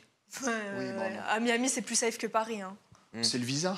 Moi, j'ai Ouais, eu c'est le 6 ans de visa, visa parce que ça coûte américain. très C'est cher. d'avoir le Il visa faut qui est investir compliqué. 700 000 € minimum. Je vous propose de poursuivre avec les up and down.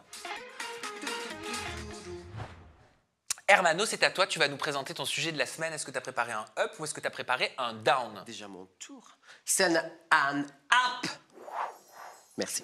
Pour Carla Moreau, qui n'a eu aucune relation avec un homme depuis la séparation avec Kevin. Donc, couple emblématique, on la connaît tous, télé-réalité française, séparés maintenant depuis 2 ans, si je ne dis pas de bêtises, voilà. Et ils arrivent encore à faire parler d'eux. Et à votre avis, pourquoi? Ok, merci pour la réponse. Donc, après 6 ans de relation, ils se sont mariés, ils ont un enfant. 5 mois après, ils sont séparés. Et dernièrement, notre petite Carla, elle a fait une vidéo avec Maïsan où elle explique enfin, parce que tout le monde lui posait la question, qu'est-ce qui se passait dans sa vie intime, amoureuse, après Kevin. Je vous laisse regarder. As-tu une relation depuis ton divorce? Ça, c'est la question que tout le monde me pose. Tout le monde m'invente des relations. À chaque fois, je réponds jamais. Hein. Mais non, depuis mon divorce, j'ai eu aucune relation. Et ça fait déjà beaucoup parce que je crois qu'on est séparés depuis maintenant 2 ans. Voilà, alors c'est mon app déjà. Pourquoi? Parce que je suis trop content de voir une Carla qui se retient, qu'elle n'a rien raconté pendant 2 ans, on n'a rien entendu de sa vie. Oui, il y a des gossips qui sont sortis, il y avait même Aquababe qui avait posté quelque chose en disant qu'il avait une relation avec un Marseillais qui était marié. Bon, mais c'est dans sa propre bouche, rien n'a sorti. Dans la vidéo générale, elle dit « j'ai pas de relation depuis Kevin ». Donc, moi, je pense, et franchement, une femme est tout à fait capable de faire ça, de se séparer d'un copain, d'un mec, alors que les mecs, pas du tout, je suis désolé, il est absolument capable parce que les pensées d'un mec commencent par la mauvaise zone, alors que la femme elle commence à passer par là. Donc, pendant 2 ans, elle a dit « j'ai rien fait et j'y crois ». Alors que notre petit Kevin... Ça n'était pas du tout là. Tu connais bien Kevin? Le jaguar. Non, je sais pas, je te pose la question. On dirait un savant fou. Non, mais si.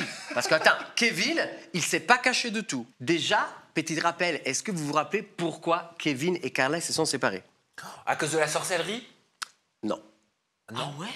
Ah si, c'était pas à cause de ça? Non, ils se sont séparés parce que... Il l'a trompé en tournage. Exactement, avec... Belle. Exactement. Elle avait dit, en fait, oui, j'ai couché avec lui, tout simplement. Elle était juste mariée avec un enfant. Donc, Carla, elle dit, écoute, ça suffit, dégage. Il est parti. Après, il s'est mis avec Chloé. Il part en tournage. Et pendant le tournage, qu'est-ce qu'on voit?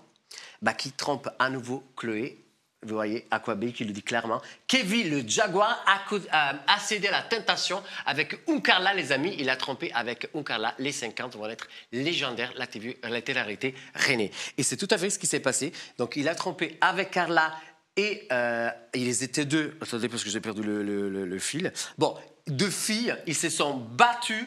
Carla et Elisa, voilà. Ils se sont même battus pour lui, alors que le gars, il avait une copie dehors avec lequel il était parti à Mykonos juste avant le tournage. Enfin, un truc, juste un délire incompressible, récidive.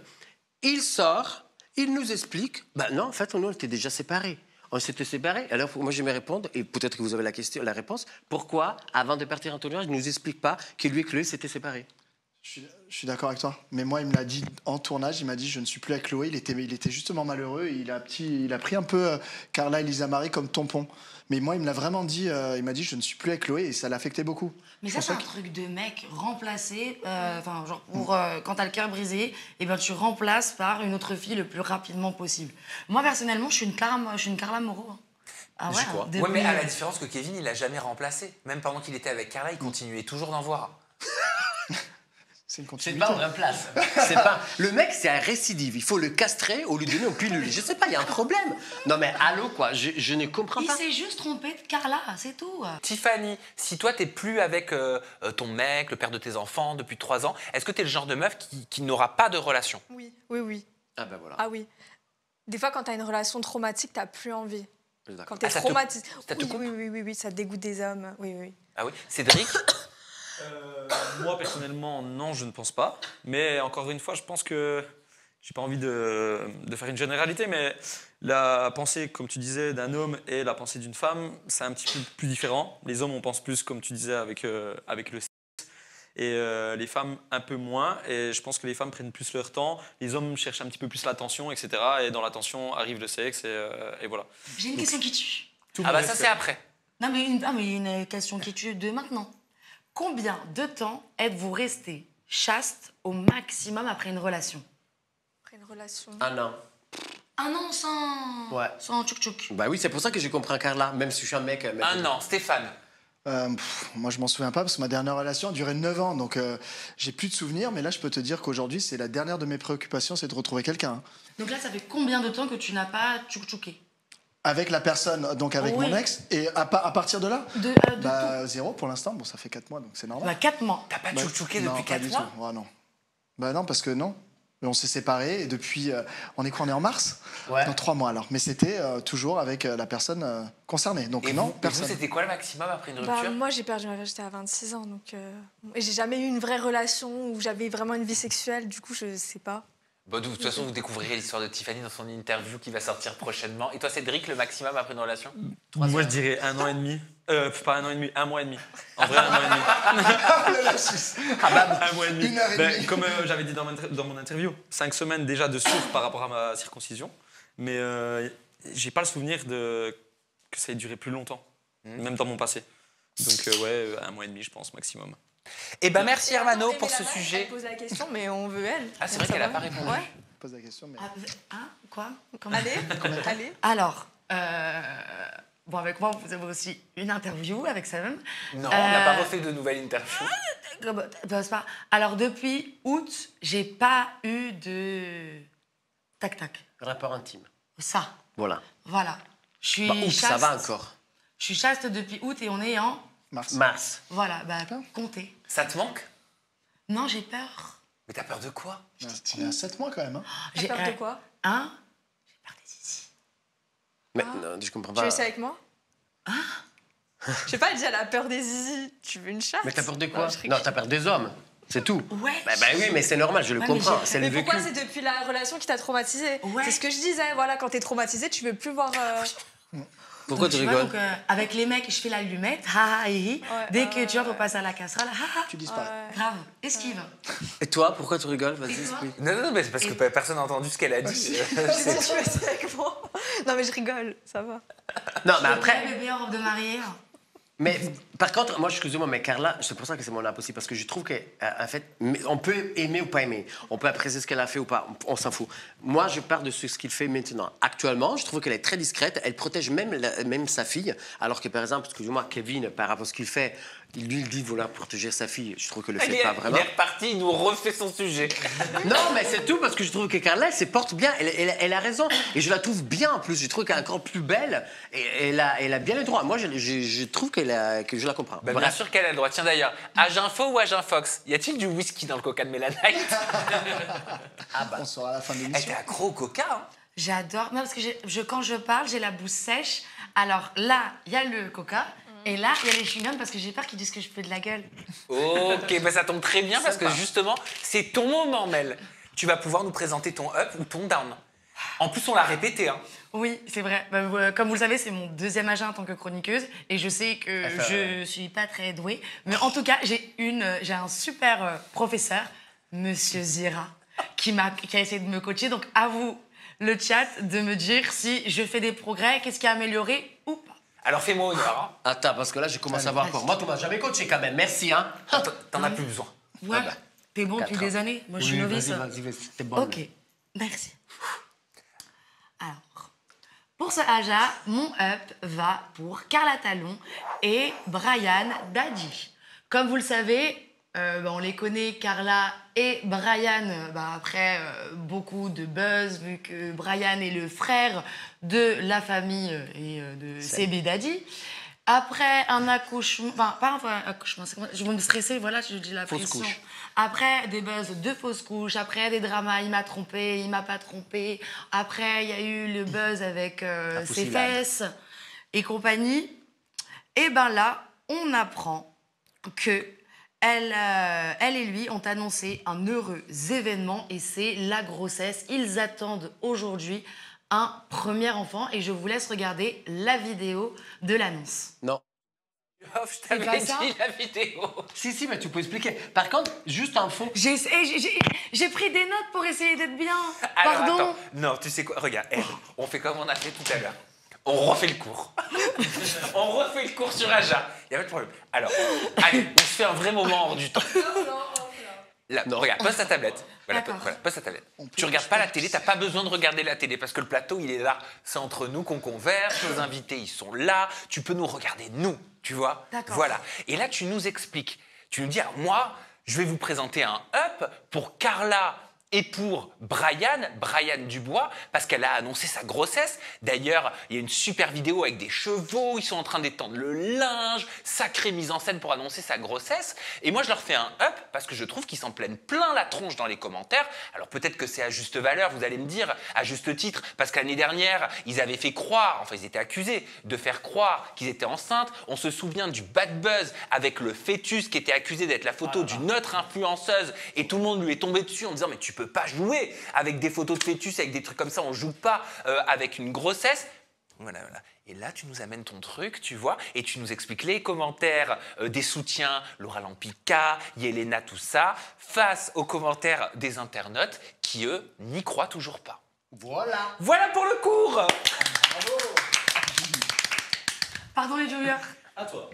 On est prêt. Non mais c'est bon, il l'a fait. Donc, regardez la vidéo.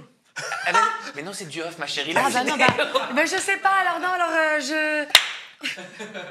Est-ce que vous comprenez que les internautes disent « elle utilise une IA, elle n'est pas enceinte, c'est sûr, je n'y crois pas une seconde à cette grossesse, encore une mise en scène ». On fait des paris sur la suite du scénario, Tiffany? Moi, je pense que c'est vrai. Mais par contre, parce que je pense pas qu'ils ont la capacité intellectuelle d'utiliser des IA, parce que c'est vraiment, voilà, déjà, c'est méchant, mais c'est la vérité. Et parce que déjà, leur faux buzz qu'ils ont fait avant, c'était trop cramé. Et qu'est-ce que je voulais dire? Lesquels de faux buzz? Ils avaient fait des faux buzz qu'elle était enceinte. Je pense pas c'est là, on part direct. Non, je pense que c'est un vrai. Je pense que c'est pour de vrai. Bah oui, parce que sinon, quand même, ça foutrait mal à l'aise. Non, faut vraiment être smart pour faire une IA. Laura Mara, Laura Lampika, Eva Ducci, Noré qui disent tous félicitations frérot, félicitations, waouh, plein de bonheur. Non, mais il faut vraiment être smart pour faire une IA déjà dans un premier... Non, moi j'y crois. Oh bah tu les sous-estimes, à mon avis, ils savent utiliser l'intelligence artificielle. Cédric? Moi j'y crois aussi, parce qu'il y a quand même pas mal de choses autour, comme tu dis, les commentaires. Après, Les internautes doutent dû à leur bad buzz de la dernière fois par rapport à son ancienne Ouais, moi, il y a grossesse, aussi etc. ce qui Et c'est m'échappe. ça qui fait que les gens ils disent ouais, non, c'est faux, etc. Mais mettre en scène quand même une grossesse comme ça via la vidéo. Bah, en fait, c'est ça le problème avec les réseaux sociaux. Quand les gens ils s'amusent à tout le temps faire des faux buzz, après, quand il y a un vrai truc qui arrive, bah, ils y croient pas. Ouais. Moi, ce qui m'a choqué le plus, en fait, c'est le commentaire de Sebi Dadi, donc le frère, qui dit « Bravo, toi l'héritage, Carla, sacrée vicieuse putain de rire. » Et Carla qui répond « À moi, les millions de la famille F. Dubois. » C'est du second degré. Ah oui, d'accord, c'est drôle, oui. En plus, je me pose la question, ok, le jour que quelqu'un de la famille va crever, ils vont faire quoi? Ils vont faire un petit Snapchat en disant « Oh mon Dieu, on est en train de pleurer parce qu'il est mort. » Enfin, je trouve qu'en fait, il tease et il essaie de monétiser tout, mais à 2 millions %, beaucoup plus qu'un influenceur normal, entre guillemets, si on peut le mettre... Pourtant, ils se sont calmés, là. Il y a eu 5-6 mois, quand même, on n'entendait quasiment plus parler de... Stéphane, ton avis sur la question? On en parlait, clairement, ça a l'air vrai. Et puis, si on regarde les commentaires des gens qui les connaissent, et quand ils les félicitent, c'est que c'est vrai. Maintenant, on ne peut pas blâmer les internautes d'y croire, quoi, de penser que c'est du mytho. Parce qu'ils ont trop menti.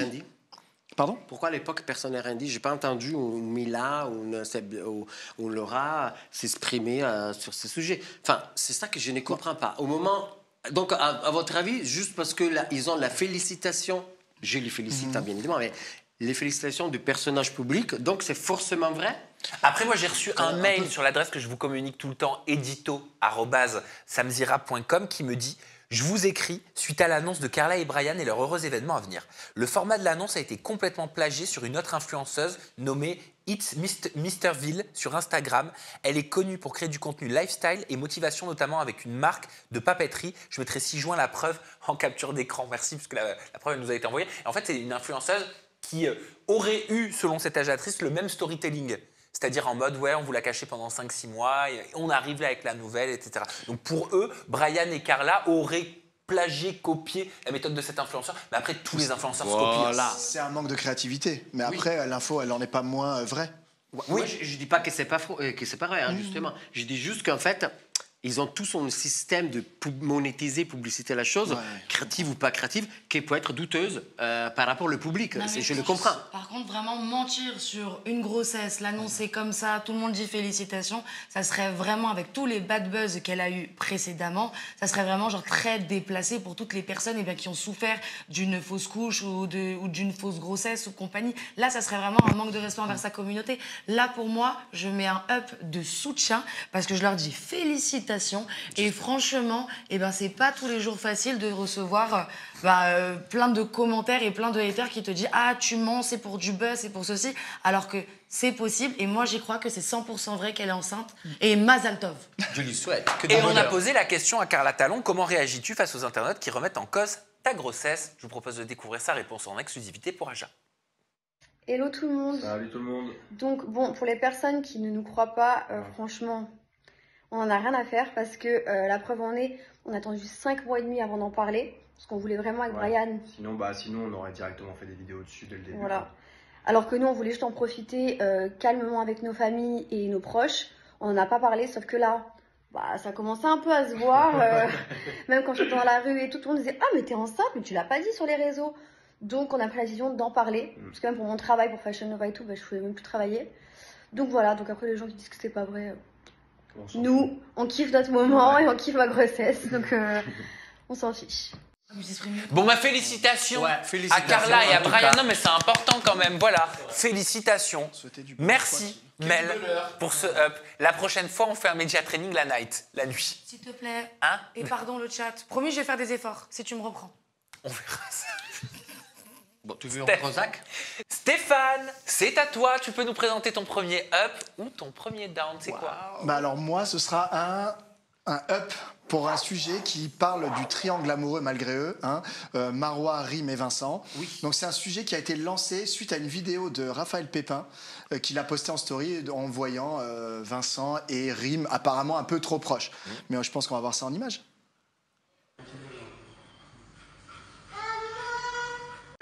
Raph, arrête, c'est lourd là. C'est lourd. Hakuna Matata. Moi, c'est mon baby, voilà. Eh ben oui, mais c'est vrai que ça prête quand même à se poser des questions. Oui, enfin, en même temps, ils vivent au même endroit et ils ont quand même 2 enfants, je le rappelle. Donc, si c'est une entente cordiale ou autre, pour moi, perso, il n'y a rien de choquant, d'où mon up. Mais le problème, c'est que Marois a réagi à cette vidéo. Et là, on va voir ce qu'elle va dire. Ils sont tous bien à leur place, entre gens sans valeur ni éducation. Quel bel exemple pour leur progéniture. On ne peut pas s'attendre à mieux de ceux qui n'ont jamais appris le respect. Moi, j'en ai pour moi et pour ce que j'ai vécu, et c'est pour ça que je me suis retirée de tout ça.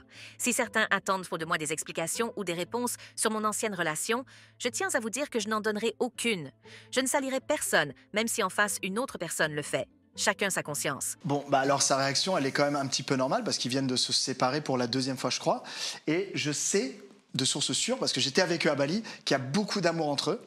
Je le sais, et je pense que c'est tout simplement une image qui a peut-être blessé Marois, parce que forcément de voir l'homme qu'elle aime se rapprocher de la mère de ses enfants avec qui il n'avait potentiellement plus trop de contact, je pense que ça l'a blessé, et on peut le voir dans ses mots, c'est quand même, voilà, ça fait Après, mal. il les cite pas, hein, mais c'est vrai que ça paraît quand même Ça me paraît gros clair. comme le nez au milieu du visage. Clairement. Quoi. Mais le truc, c'est que Vincent a répondu aussi à cette vidéo-là. Donc, à voir. Allez. Je tiens à prendre la parole, même si je l'ai très peu fait jusqu'à présent. Je sais faire la distinction entre ma vie privée et les réseaux sociaux. Aujourd'hui, étant célibataire, j'ai pris la décision d'apaiser ma relation avec Rim. Après de nombreuses disputes, désaccords et incompréhensions, parfois même des paroles blessantes dites sous la colère, nous avons choisi de tout mettre à plat. J'ai compris qu'il était essentiel pour moi de maintenir une relation saine et respectueuse avec Rim, afin d'avoir une parfaite cohésion d'équipe, même après notre séparation. Nous aspirons à un avenir harmonieux pour notre famille, et nous-mêmes. Et tout ce que nous faisons ensemble a pour but de garantir un équilibre parfait à nos enfants et de les préserver. Cela passe aussi par le fait de passer du temps ensemble.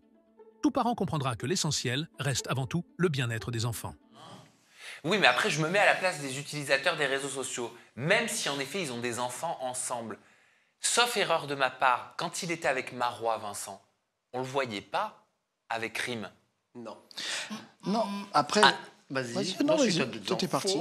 Alors, moi, je me rappelle juste que déjà, au tout début, je ne sais pas si vous vous rappelez, pendant la Villa des Corbusiers, quand Marois et Vincent se sont rencontrés, il y a eu l'intervention d'Erim, qu'il avait donné la bénédiction de cette couple. Il y a eu des petites altercations entre Marois et Erim, parce que Marois avait organisé la fête d'anniversaire d'une des filles. Oui. Donc, il y a eu une petite altercation. Il s'est un peu clashé sur les réseaux. Après, effectivement, les choses étaient calmes. Et Vincent, il n'est jamais rentré en jeu. Mais qu'est-ce qui s'est passé? Pendant un live de Bastos, notre petite Bastos, il a lancé une petite bombe en disant qu'il est sûr et certain que même si nous, on voit Marois calme, apparemment, ne l'est pas du tout. Au contraire, mot textuel, c'était « Marois fait la misère à Vincent ». Et en même temps, toujours Bastos, dans le même live, il dit qu'apparemment, Vincent aurait dit à Rim que l'effet de se mettre avec Marois, c'était le pire erreur de sa vie. J'ai vu. T'as vu Quelle honte. Mais est-ce que c'est vrai? Est-ce qu'il l'a dit? Pourquoi quelle honte, Mel? Parce que honnêtement, il était très heureux d'être avec une fille aussi belle que Marois, aussi rentable que Marois, parce que oui, Marois... elle a une communauté très engagée, elle gagne très bien sa vie grâce au placement de produits. Et honnêtement, tu veux dire quoi, elle l'a remis dans la lumière? Oui, honnêtement, oui. Et quoi qu'il arrive, oui, bien sûr, c'est devenu dans la Villa des Corbusiers un couple star. Ça fait 1 an qu'on entend parler d'eux. Marois, Vincent, nanan, elle déménage à Bali pour le retrouver. Ils se disputent, ils se remettent ensemble. Après, il y a eu The Cerveau. Ils ont fait quand même pas mal de télé-réalité. Même, j'ai une exclue, c'est que dans The Power, de base, le premier The Power, ils étaient censés... Vincent était censé faire The Power parce qu'ils se plaisaient mutuellement. Tu ne peux pas dire de quelqu'un, peu importe ce qu'il ait fait, à part s'il y a de la tromperie, de machin, alors que de base, ils se sont séparés à cause de Vincent, dire que cette personne avec qui tu as été, avec qui tu as traversé, avec qui tu as fait des aventures, avec qui tu es devenu un couple star de télé-réalité, tu veux pas dire que c'était une erreur? Mais parce qu'on a l'impression aujourd'hui qu'il essaie de récupérer la situation avec Rim. On a l'impression que son couple avec Marois l'avait éloigné de la mère de ses enfants. Est-ce que toi aussi tu le ressens comme ça, Stéphane? Moi, je pense que dans tout ça, il y a de la sincérité et d'où en fait le côté maladroit puisqu'il y a les sentiments qui s'en mêlent. Et à mon avis, Rim, ça reste peut-être la femme de sa vie puisque c'est quand même la mère de ses enfants. Mais aujourd'hui, il a un profond amour pour Marois. Ça les a rendus un couple star. Enfin, ils sont devenus un peu ils ont été sous la lumière grâce aux émissions qu'ils ont pu enchaîner ensemble. Mais ça, c'est à mon avis une résultante de leurs vrais sentiments. Et c'est quand même compliqué de gérer une ex qui est quand même aussi connue, de gérer un couple à la télé, exactement, 2 enfants. Enfin, c'est tout un. Si tu prends l'entièreté du problème, c'est compliqué à gérer. Et quand tu mêles en plus de ça l'amour, moi, je comprends que ce soit difficile pour les 3. Je suis d'accord avec toi, mais quoi qu'il arrive, Rim restera la mère de ses enfants. Il sera toujours obligé d'avoir une entente cordiale. Donc ça ne se critique pas, ça se parle même pas, il n'y a pas de sujet. Qu'ils s'entendent bien avec Rim, c'est normal.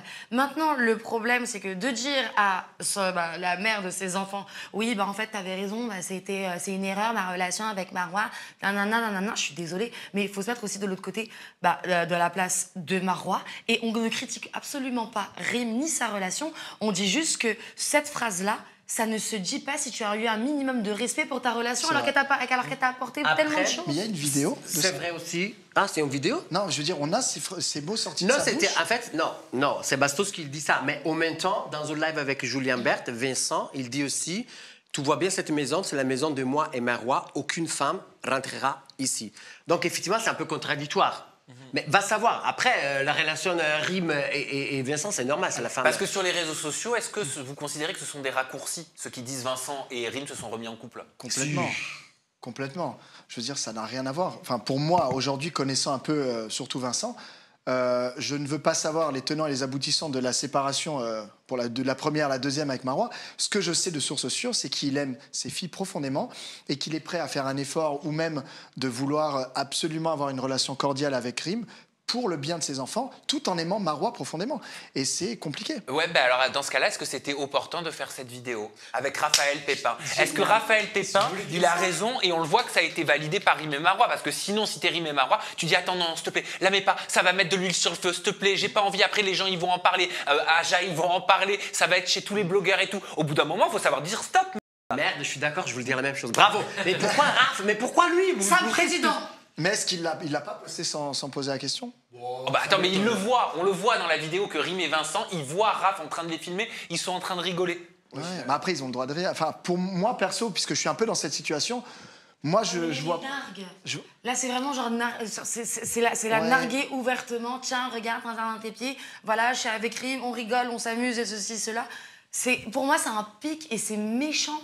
Marois, elle était vraiment amoureuse de Vincent. Oui. Et ça, je le sais de source sûre. Donc ça, en plus, médiatisé, en plus avec Raphaël Pépin, pour moi, c'est une attaque et un manque de respect envers la relation qu'ils avaient. Mais pourquoi alors tout le monde, à chaque fois, il dit que la sorcière, c'est Marois, et par contre, tout le monde veut encore voir la couple Vincent-Rim? C'est ouf. Parce qu'ils allaient super bien ensemble, on va pas se mentir. On a toujours l'impression, même si j'adore Marois, et pardon pour mes propos, mais moi, personnellement, quand je vois Vincent, pour moi, il sera toujours amoureux de son ex-femme et il sera toujours amoureux de Rim. Stéphane, mais ça aussi, ça doit être saoulant pour lui d'entendre ça parce qu'on n'est pas dans sa tête. Voilà, c'est Stéphane. ça. Moi, je pense que les gens ont besoin de mettre des étiquettes. On a besoin de dire que Vincent, c'est le dragueur invétéré. On a besoin de dire que Rim, ça reste la femme idéale pour Vincent. On a besoin de leur mettre des vraies étiquettes bien définies. Un rôle. Un rôle, ouais, oui, dans le sens où, tu sais, comme dans un film, il y a le protagoniste, l'antagoniste. On a besoin un peu de dire qui est le méchant, qui est le gentil. Et c'est pour ça peut-être que l'histoire, désolé si on la traite de façon médiatique, c'est peut-être pour ça que l'histoire elle marche sur les réseaux sociaux et auprès des utilisateurs des réseaux sociaux. Parce que tu as, comme tu dis, le yin, le yang, la bonne, la mauvaise, le trompeur, le protagoniste, les enfants. C'est un vaudeville le truc. Bien sûr. On va aller voir dans la Villa des Corbusiers. L'hôtel du libre-échange. Ah bah alors justement, tiens, le saviez-vous? Vincent Queijo a démenti sa participation à la Villa des Cœurs Brisés. Il a dit « Aujourd'hui, j'aspire à poursuivre mon travail sur moi-même, mais seul et loin des caméras. Après avoir laissé une mauvaise image de moi dans The Cerveau, il est temps pour moi de prendre du recul et de m'accomplir personnellement sans l'influence de la télé-réalité. » Rappelez-vous, Vincent Queijo avait même expliqué qu'il voyait une psychologue pour travailler sur lui-même et se sentir mieux. J'ai oublié de vous dire ça. Illumination. Non, parce que je l'ai vu hier passer, une story de Nicolas Ferrari, qu'il était très proche des Marois, amicalement, mais qu'il ne savait pas du tout entendre avec Vincent. Et bien maintenant, il a clairement dit qu'il répondait aux messages négatifs qu'il recevait parce qu'il est en train de se rapprocher à nouveau des Marois, autant qu'amical, bien ami, mais même sur ça, il est en train de se faire clasher parce que le public, il ne veut pas. Il dit qu'elle est une sorcière et qu'il ne faut pas se remettre avec elle amicalement. Stéphane, merci pour ton sujet. On va tout de suite enchaîner avec C'est mon exclu. Attends. Attendez, pardon. Attends. Non, parce qu'il faut qu'on vous montre le travail de chorégraphe qu'on a fait ensemble quand même. Attends, des heures de répétition. Ouais. On a travaillé une chorégraphie sur C'est mon exclu. Voilà, parce que moi, j'adore ce jingle et je sais que vous aussi. Allez, je vais faire un décompte de 3 et on lance le jingle. Allez. 3, 2, 1. C'est mon exclu, c'est mon exclu, c'est mon exclu. Fous-toi la patte dans le...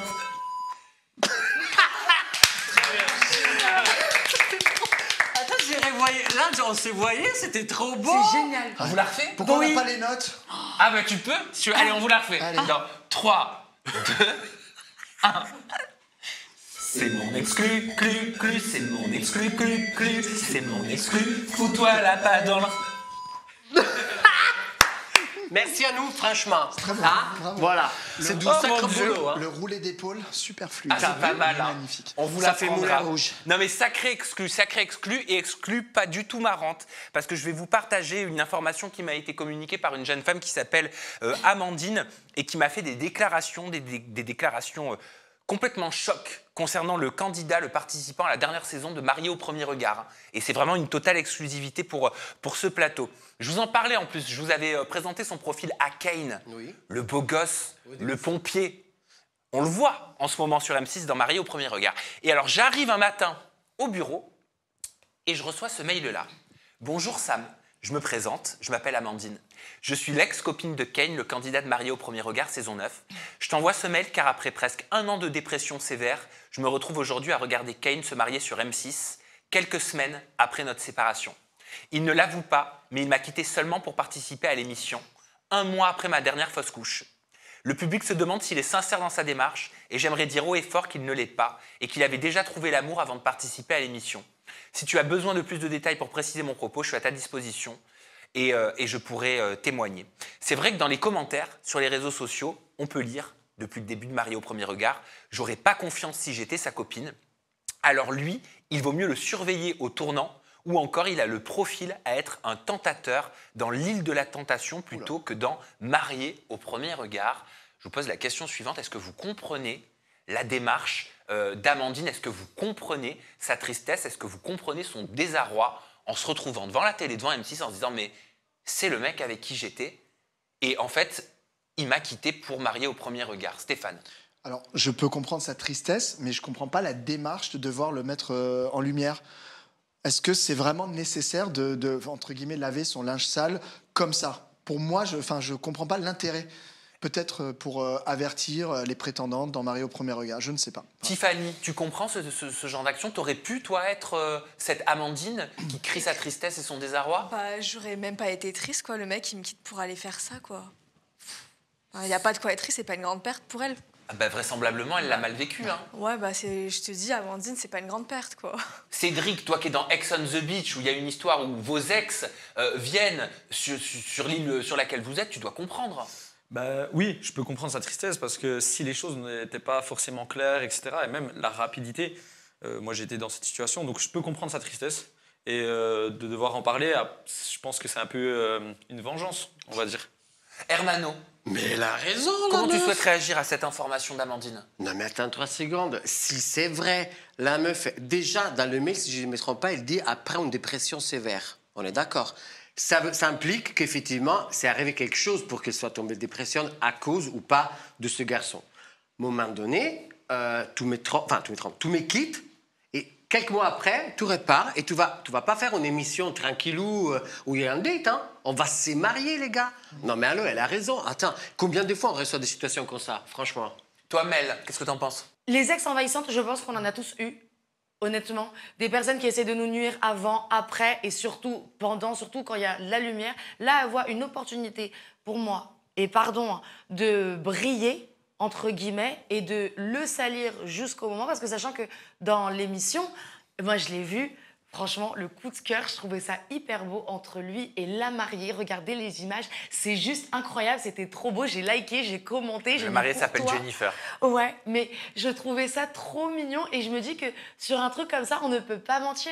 Mariée au premier regard, malgré que je suis pas une très grande fan de la chaîne qui produit, mais c'est un programme vrai, c'est un programme très joli à regarder qui fait plaisir à la plupart des Français. Et même moi, j'aimerais un jour pouvoir faire Mariée au premier regard quand mon procès sera passé. Ton mec te quitte, si je suis son propos, hein, ça ne veut pas dire que c'est la vérité absolue, parce que moi, j'étais pas dans leur couple, je l'affirmerai pas. Mais si je suis son propos, ton mec te quitte 1 mois après que tu aies fait une fausse couche, tu le découvres dans une émission qui s'appelle Mariée au premier regard, comment tu réagis? Dans la production, en fait, ce qui se passe, c'est que les budgets sont en novembre et en mai. On sait très bien que quand il va y avoir une 2e saison, on sait un petit peu les dates de tournage, après les dates de montage et surtout sur la grille des programmes, on sait à quel moment, l'émission va s'y prêter. Il y a un an de dépression. Il l'a quitté au bout d'1 mois. Ok, tout le monde a le système dans l'espace-temps, je m'exprime bien. Ouais. Ok. Maintenant, dans ces cas-là, si elle était vraiment si blessée que ça, quand elle a su qu'il partait faire une émission, quand il l'a quitté, normalement, ça c'est un truc qu'on sait quand la personne elle part faire un tournage ou qu'elle absente son téléphone, parce que c'est vrai, il nous coupe le téléphone quand on rentre dans un programme. Et en fait, pourquoi ne pas avoir envoyé ce message directement à la presse, aux blogueurs? Ouais, j'ai une info, mon ex, il m'a quitté. Mais c'est ce qu'elle a fait en découvrant. Non, en découvrant, mais pourquoi elle l'a pas fait avant? Parce qu'elle devait pas le savoir. Arrête. Steph. Elle savait pas avant la diffusion. Bon. Moi, je comprends ce qu'elle veut dire, parce que c'est vrai qu'à un moment, quand tu es en couple avec quelqu'un, même si tu te sépares, tu connais un peu l'emploi du temps de la personne. Et entre le tournage et la diffusion, il y a quand même un laps de temps qui fait qu'elle aurait pu se manifester avant. Mais c'est horrible, vous parlez des programmations, il faut parler d'être humain, en fait. Mais moi, je vais synthétiser. Je veux juste que si elle parle d'une dépression sévère, à un moment, elle doit s'occuper d'elle-même. Elle doit plus s'occuper de ce qui se passe de son côté. Si lui vit son truc, elle doit se concentrer à se reconstruire elle-même et à avancer et à tourner la page, quoi. Je suis d'accord que c'est très triste, une dépression, et on l'a toutes vécu en tant que femme et tout compagnie, moi aussi. Je suis d'accord en plus que c'est voir son mec tomber amoureux sur la télé, et en plus ça passe, ça diffuse sur tous les réseaux sociaux et tout compagnie. Je comprends, mais de là à attendre 1 an pour envoyer un message pour dire j'étais en couple avec lui, il m'a fait ça, dans ces cas-là, normalement ton ex ou le mec qui t'a quitté, on est tous un petit peu des Spice Kids. On aime bien savoir qu'est-ce qui s'est passé dans la vie de notre ex, pourquoi il nous a quittés, qu'est-ce qu'il fait, le pourquoi, du comment et tout compagnie. Donc honnêtement, moi j'y crois pas qu'elle l'a su du jour au lendemain en allumant sa télé que son ex est en train de faire un programme. Bon, en tout cas, on a essayé de rentrer en contact avec Kane. On pense qu'il a vu nos messages sur Instagram par rapport à comment ça fonctionne quand on envoie les messages. Il y a un fonctionnement particulier. On lui a posé les questions suivantes. Amandine est-elle bien ton ex-copine? Bon, même si on a reçu des éléments, un certain nombre d'éléments, on a voulu bien sûr, on a voulu quand même poser les questions aussi. On ne sait jamais, imagine un sosie, une création par l'intelligence artificielle, à savoir. Comme elle l'affirme, l'as-tu quitté 1 mois après sa fausse couche dans le but de participer à MAPR? Et encore, ta démarche dans MAPR est-elle sincère? On n'a pas eu de retour. Voilà, on n'a eu aucun retour pour nous dire c'est totalement faux, on n'a eu aucun retour pour nous dire c'est vrai, on n'a eu aucune réaction de la part de Kane. Donc Kane, si tu vois cette vidéo et que tu souhaites te manifester, c'est avec plaisir pour relayer aussi ton discours et tes propos et ta version de l'histoire. Il n'y a rien de plus normal et on voulait le faire aujourd'hui. C'est hallucinant quand même, hein. Bien sûr. C'est vrai. En tout cas, pour ceux qui suivent Mariée au premier regard, oui. Ça doit l'être. Mais est-ce que ça vaut la peine d'alimenter? Parce que ça change quoi à la résultante derrière? Elle va annoncer ça. Lui, ça va lui donner une mauvaise image. Ça va peut-être altérer un petit peu l'histoire qu'il est en train de vivre avec Jennifer, c'est ça? Pour quelle finalité? Elle devrait plutôt se concentrer sur elle, finalement, et de se reconstruire. Lui, fais ta vie. Pour moi, c'est plutôt ça, quoi. Bah ouais, mais parfois, quand t'as ta tristesse, t'as envie de la crier au monde entier. Mais elle, t'es quand même bien placée pour le savoir. Oui, t'as crié beaucoup, hein? Oui, je sais, mais j'ai aussi tellement eu d'ex qui ont voulu me saboter et tout compagnie pour me rendre mal que aussi, moi, j'ai de la peine pour Kane. Et t'inquiète pas, Kane, si tu bois ce Aja, je serai ton avocate. Peut être avocate, mais j'essaierai d'être bonne avocate. Oui, sauf que t'es pas dans les petits papiers d'M6. Allez, on enchaîne avec l'Aja bêtise. La bêtise, c'est une toute nouvelle rubrique. On va vous présenter un coup de gueule, en l'occurrence celui de Maëva Guénam. Pourquoi ça s'appelle la bêtise? Parce que beaucoup sur les réseaux sociaux estiment que ce que le protagoniste de cette information, de ce coup de gueule, en l'occurrence Maëva Guénam, aurait dit une énormité, une énorme bêtise. D'autres, au contraire, trouvent que c'est très juste, que c'est très clair, que c'est un coup de gueule légitime, mérité. À vous de nous dire, c'est vous qui allez conclure dans les commentaires et vous aussi sur ce plateau, de nous dire si Maëva Guénam a communiqué une énorme bêtise ou au contraire si vous êtes énormément d'accord avec elle. On découvre ce coup de gueule de Maëva Guénam. Demain, tous dans la rue pour protéger nos enfants. Parents, grands-parents, citoyens responsables, il est temps d'agir. Demain, une grande manifestation est organisée pour dire non à l'ingérence de l'État dans l'éducation de nos enfants. L'éducation intime est une affaire de famille, pas une obligation imposée par l'État à nos enfants dès le plus jeune âge.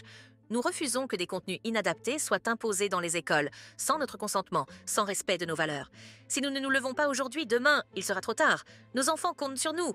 Rendez-vous demain à lieu et heure de la manifestation. Venez nombreux, en famille, pour faire entendre notre voix. Non mais pardon, mais c'est parce que rendez-vous demain à, entre parenthèses, lieu et heure de la manifestation. Venez nombreux en famille pour faire entendre votre voix. Ça fait très copier-coller. ChatGPT. Voilà. Ah oui, C'est même pas elle qui a écrit ça, quoi. Non, mais c'est ChatGPT, puisque lui, il te fait des propositions. Donc, il te met date, heure, et c'est à toi de remplir à la main, mais c'est le minimum. Bon, il aurait fallu relire, mais on va pas la juger là-dessus, mais voilà, plutôt sur le l'intention et sur le propos. Alors, ce qu'il faut savoir, voilà. Pourquoi c'est une bêtise pour beaucoup de personnes? C'est que l'année dernière, Gabriel Attal avait annoncé la création donc, de séances d'éducation à la vie active et sexuelle. Il avait expliqué on doit apprendre à l'école primaire le respect de l'intégrité du corps, le fait qu'on ne peut pas atteindre à cette intégrité. Les séances mises en place, elles sont accompagnées donc d'un guide pratique adapté, mais en fonction de l'âge.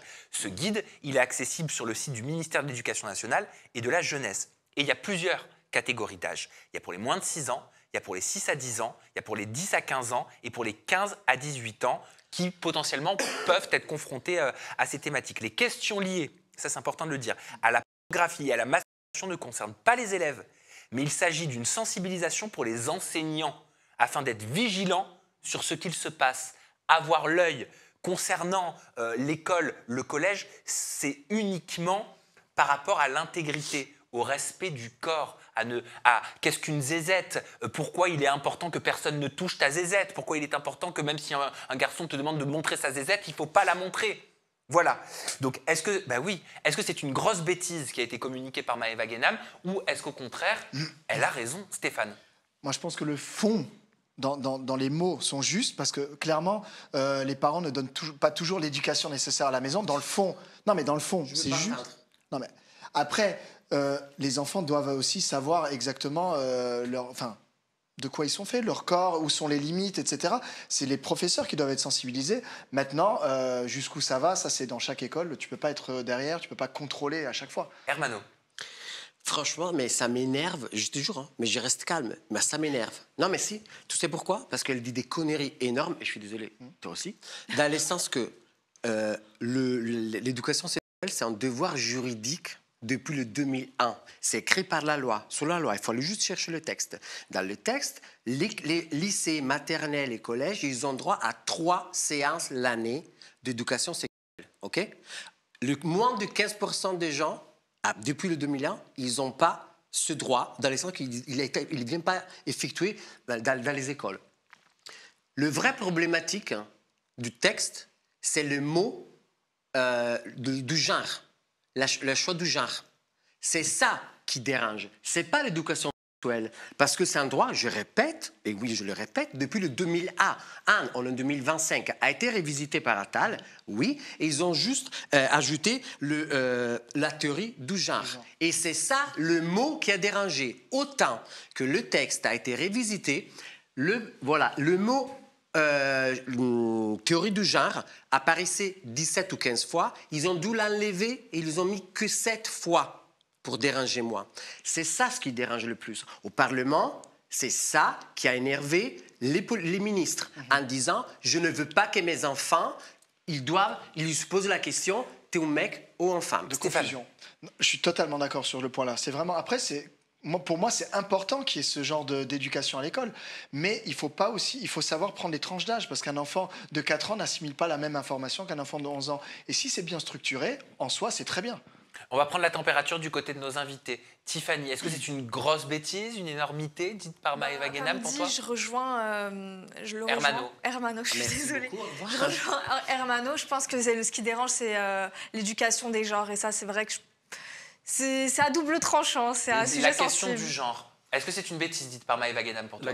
Alors moi, je rejoins Stéphane sur le fait qu'il faut une tranche d'âge quand même. On ne va pas faire une éducation sexuelle. Un enfant de 11 ans est la même qu'un enfant de 17 ans, un ado de 17 ans.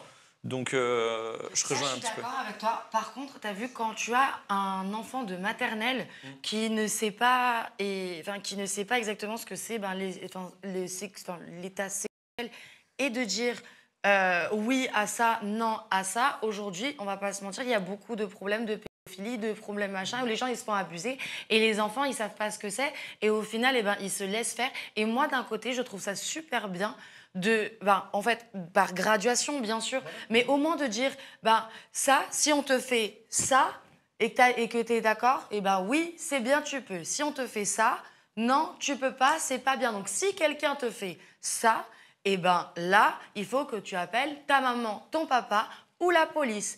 Pour moi, un truc comme ça c'est une bonne vision. Il faut savoir qu'en moyenne, 2 à 3 enfants par classe, écoutez bien, 2 à 3 enfants par classe sont victimes d'attouchement au sein de la famille. Sam, il a expliqué parfaitement. C'est énorme.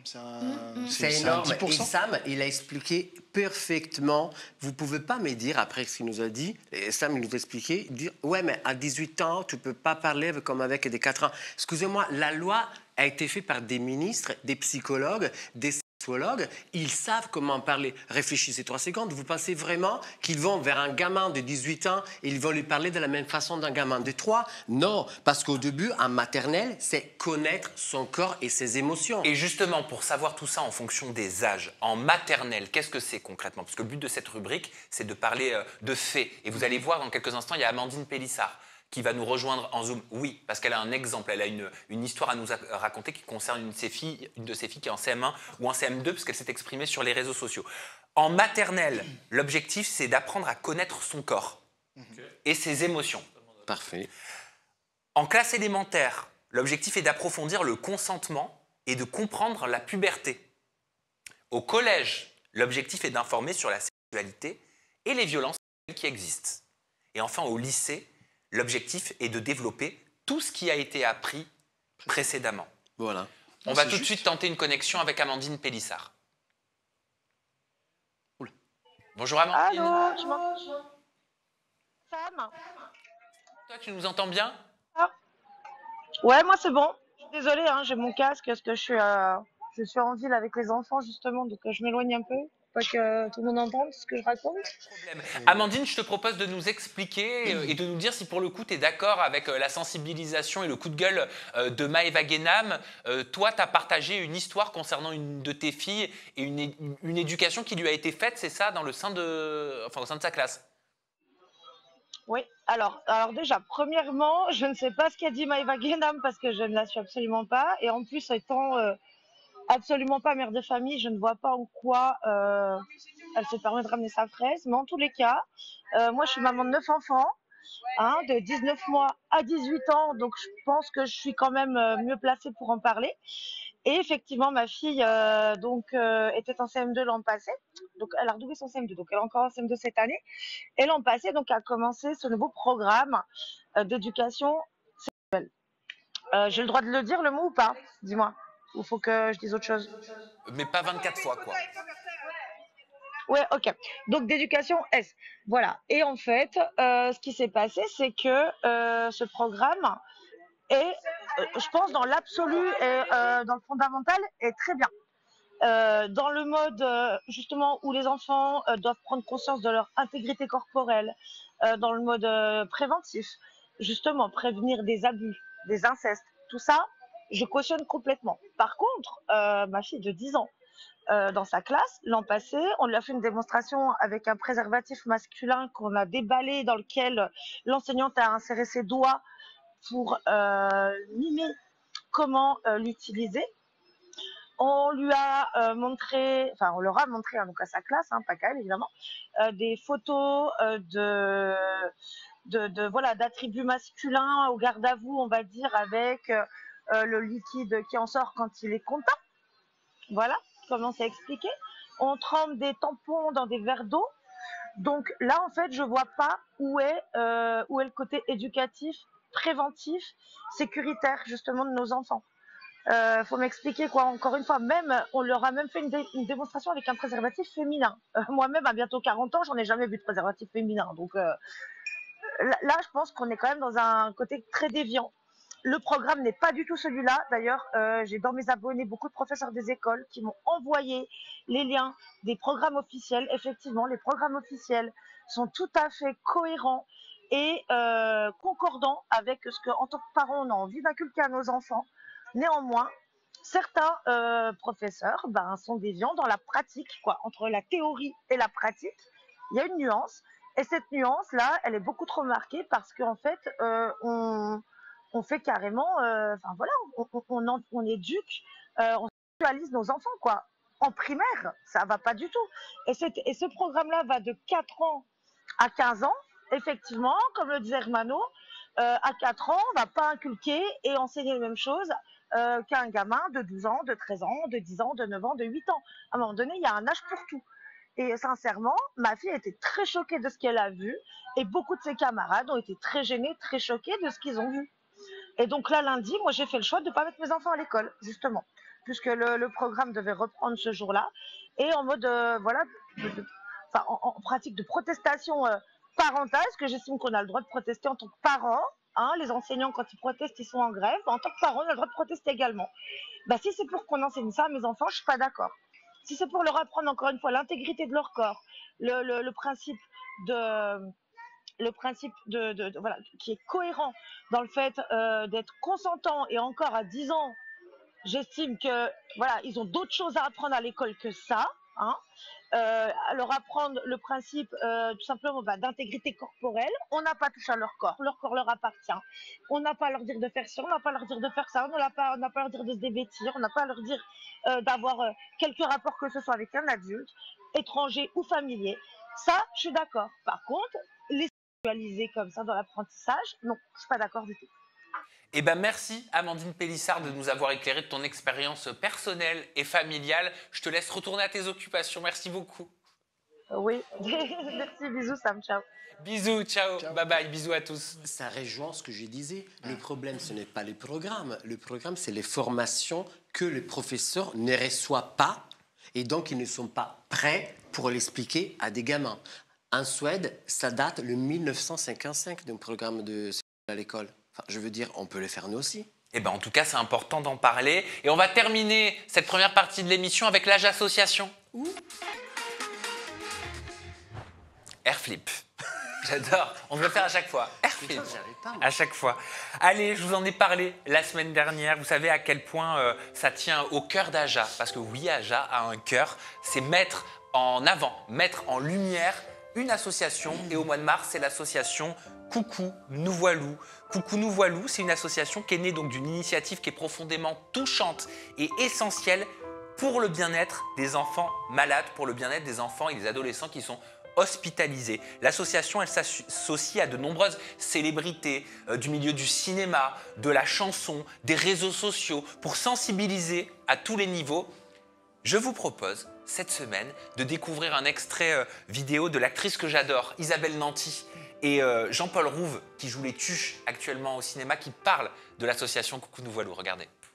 Bonjour. Bonjour à tous. Ce petit message pour vous dire que dimanche, donc le 2 février... C'est le dimanche qui vient là. Voilà, c'est ça. C'est le dimanche qui vient là, dans 4 jours. Et il y aura une grande avant-première dans toute la France de God Save the Tuche.